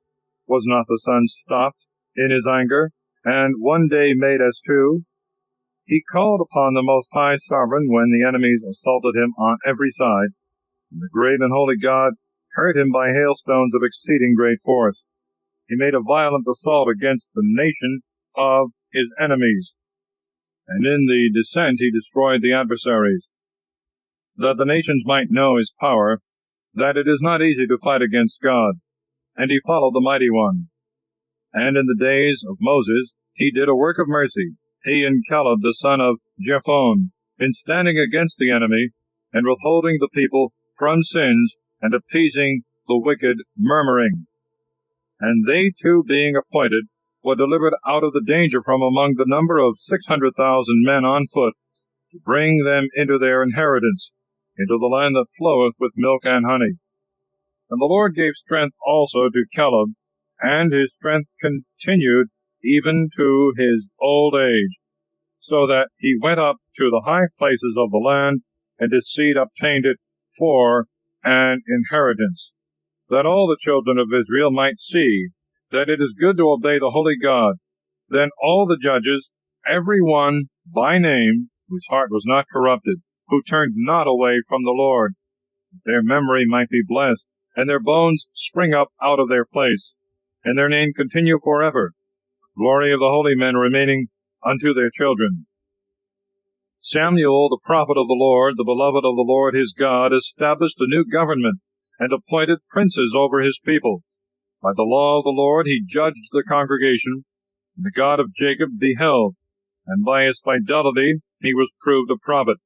And he was known to be faithful in his words, because he saw the God of light, and called upon the name of the Lord Almighty, in fighting against the enemies who beset him on every side, when he offered a lamb without blemish. And the Lord thundered from heaven, and with a great noise made his voice to be heard. And he crushed the princes of the Tyrians, and all the lords of the Philistines. And before the time of the end of his life in the world, he protested before the Lord and his anointed, money or anything else, even to his shoe, he had not taken of any man, and no man did accuse him. And after this he slept, and he made known to the king, and showed him the end of his life. And he lifted up his voice from the earth in prophecy to blot out the wickedness of the nation. Chapter 47. The praise of Nathan, of David, and of Solomon, of his fall and punishment. Then Nathan the prophet arose in the days of David, and as the fat taken away from the flesh, so was David chosen from among the children of Israel. He played with lions as with lambs, and with bears he did in like manner as with the lambs of the flock in his youth. Did not he kill the giant, and take away reproach from his people? In lifting up his hand with a stone in the sling, he beat down the boasting of Goliath. For he called upon the Lord the Almighty, and he gave strength in his right hand to take away the mighty warrior, and to set up the horn of his nation. So in 10,000 did he glorify him, and praised him in the blessings of the Lord, in offering to him a crown of glory. For he destroyed the enemies on every side, and extirpated the Philistines, the adversaries, unto this day. He broke their horn forever. In all his works he gave thanks to the Holy One, and to the Most High with words of glory. With his whole heart he praised the Lord, and loved God that made him. And he gave him power against his enemies. And he set singers before the altar. And by their voices he made sweet melody. And to the festivals he added beauty, and set in order the solemn times even to the end of his life. They should praise the holy name of the Lord, and magnify the holiness of God in the morning. The Lord took away his sins, and exalted his horn forever. And he gave him a covenant of the kingdom, and a throne of glory in Israel. After him arose up a wise son, and for his sake he cast down all the power of the enemies. Solomon reigned in days of peace, and God brought all his enemies under him, that he might build a house in his name, and prepare a sanctuary forever. Oh, how wise wast thou in thy youth! Thou wast filled as a river with wisdom. Thy soul covered the earth. And thou didst multiply riddles and parables. Thy name went abroad to the islands far off, and thou wast beloved in thy peace. The countries wondered at thee for thy canticles, and proverbs, and parables, and interpretations, and at the name of the Lord God, whose surname is God of Israel. Thou didst gather gold as copper, and didst multiply silver as lead. And thou didst bow thyself to women, and by thy body thou wast brought under subjection. Thou hast stained thy glory, and defiled thy seed, so as to bring wrath upon thy children, and to have thy folly kindled. Thou shouldst make the kingdom to be divided, and out of Ephraim a rebellious kingdom to rule. But God will not leave off his mercy, and he will not destroy nor abolish his own works, neither will he cut up by the roots the offspring of his elect, and he will not utterly take away the seed of him that loveth the Lord. Wherefore he gave a remnant to Jacob, and to David of the same stock. And Solomon had an end with his fathers, and he left behind him of his seed the folly of the nation, even Rehoboam that had little wisdom, who turned away the people through his counsel, and Jeroboam the son of Nebat, who caused Israel to sin, and showed Ephraim the way of sin, and their sins were multiplied exceedingly. They removed them far away from their land, and they sought out all iniquities, till vengeance came upon them, and put an end to all their sins. Chapter 48. The praise of Elias, of Eliseus, of Ezekias, and of Isaiah.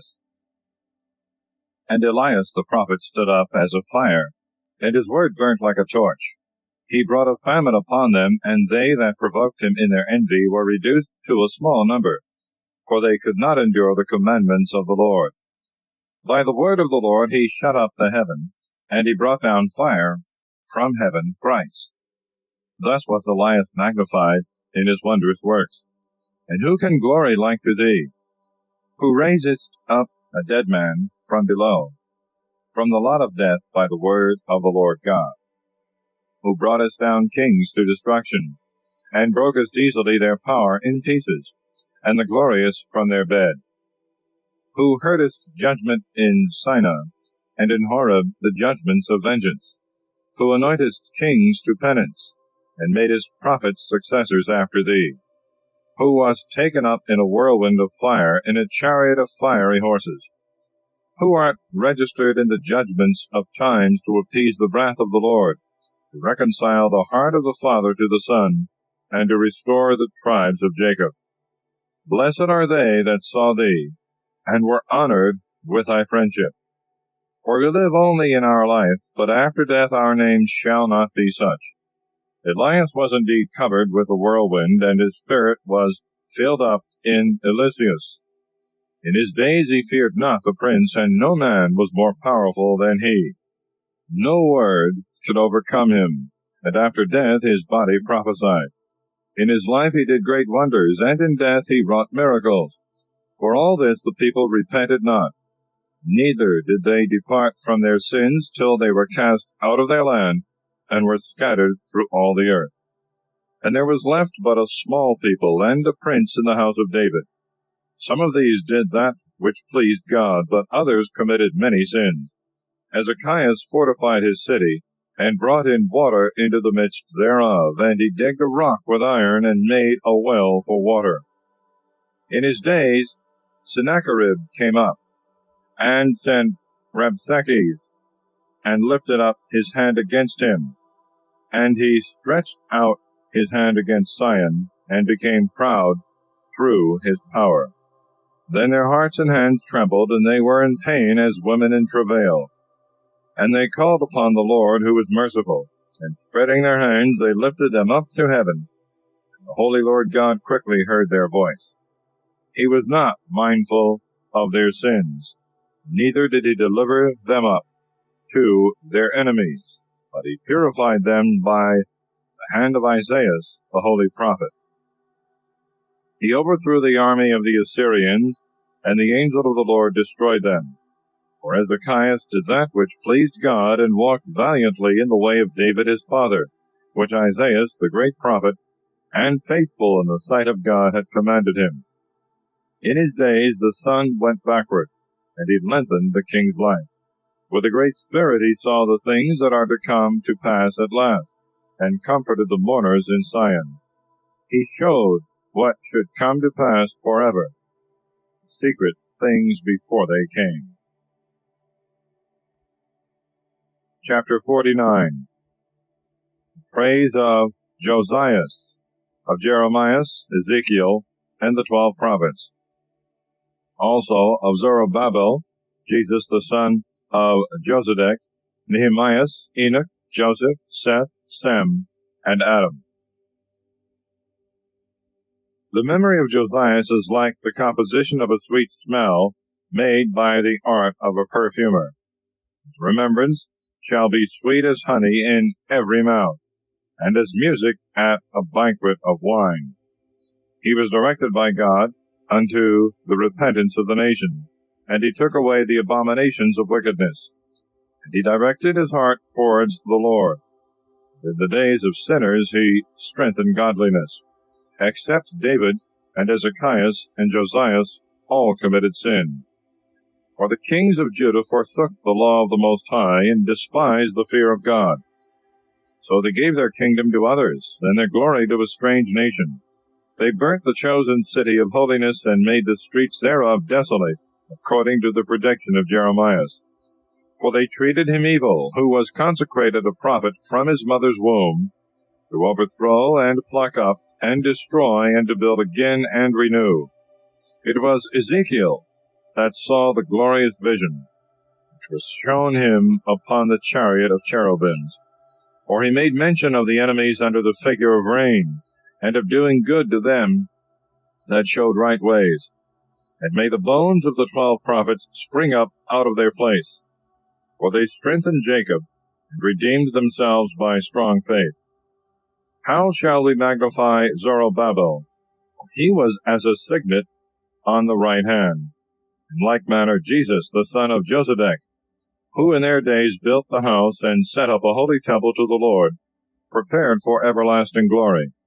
And let Nehemiah be a long time remembered, who raised up for us our walls that were cast down, and set up the gates and the bars, who rebuilt our houses.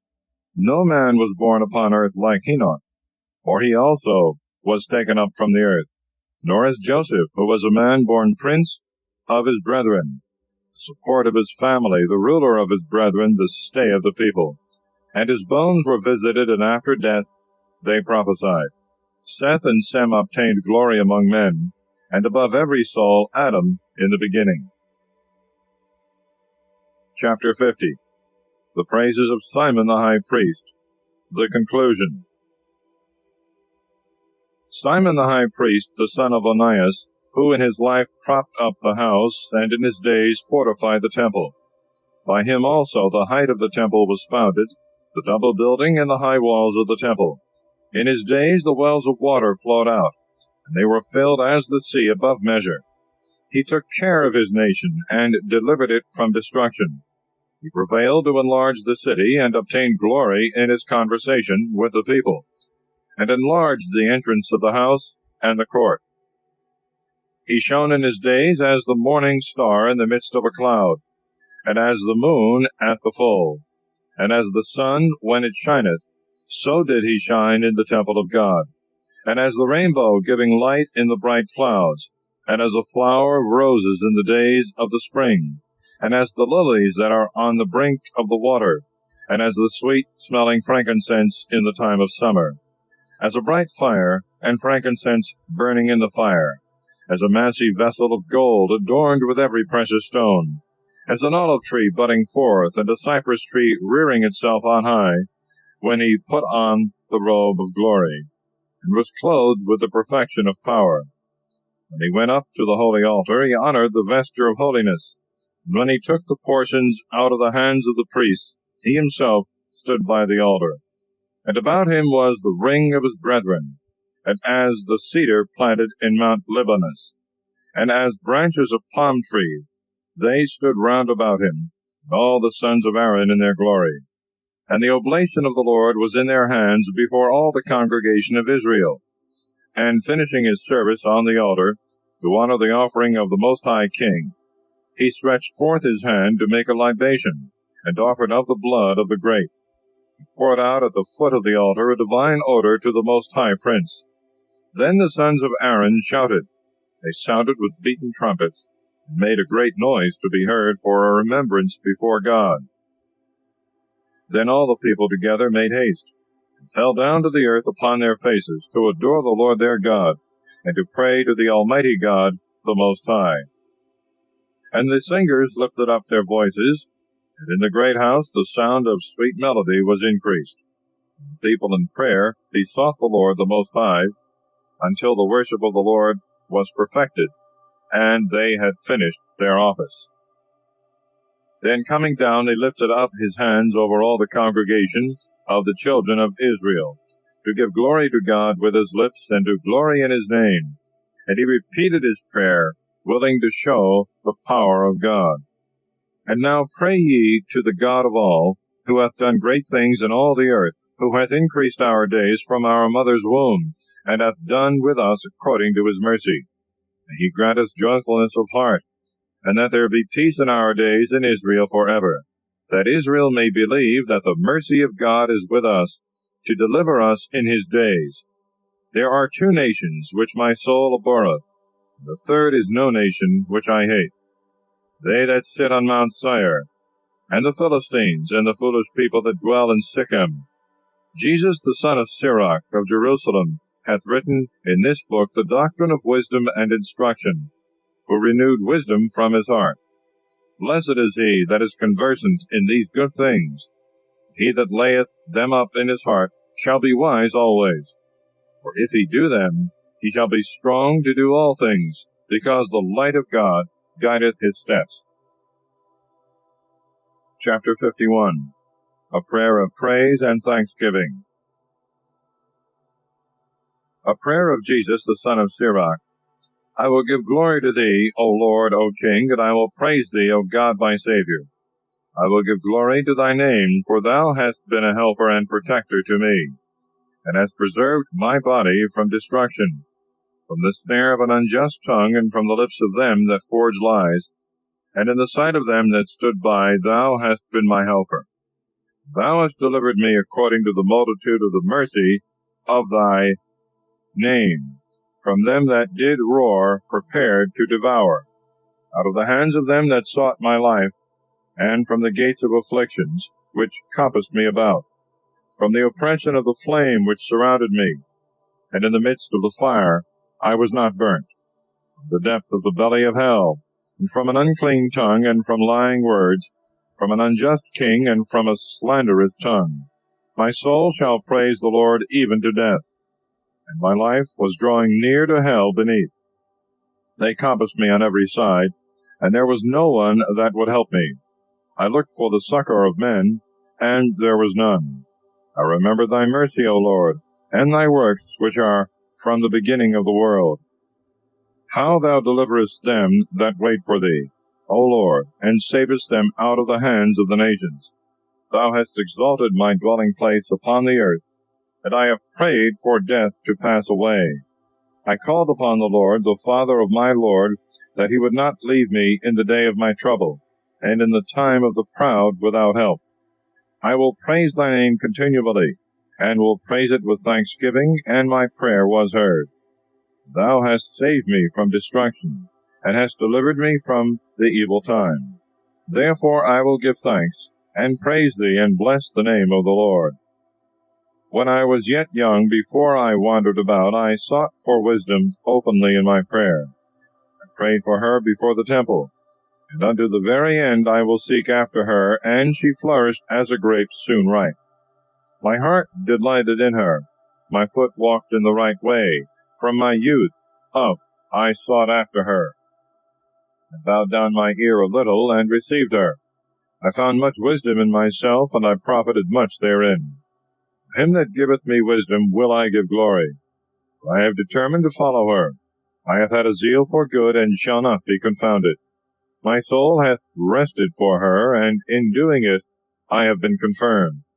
I stretched forth my hands on high, and I bewailed my ignorance of her. I directed my soul to her, and in knowledge I found her. I possessed my heart with her from the beginning. Therefore I shall not be forsaken. My entrails were troubled in seeking her. Therefore shall I possess a good possession. Lord hath given me a tongue for my reward. With it I will praise him. Draw near to me, ye unlearned, and gather yourselves together into the house of discipline. Why are ye slow? And what do you say of these things? Your souls are exceeding thirsty. I have opened my mouth, and have spoken. Buy her for yourselves without silver, and submit your neck to the yoke, and let your soul receive discipline, for she is near at hand to be found. Behold with your eyes how I have labored a little, and have found much rest to myself. Receive ye discipline as a great sum of money, and possess abundance of gold by her. Let your soul rejoice in his mercy, and you shall not be confounded in his praise. Work your work before the time, and he will give you your reward in his time. Thus concludes Ecclesiasticus.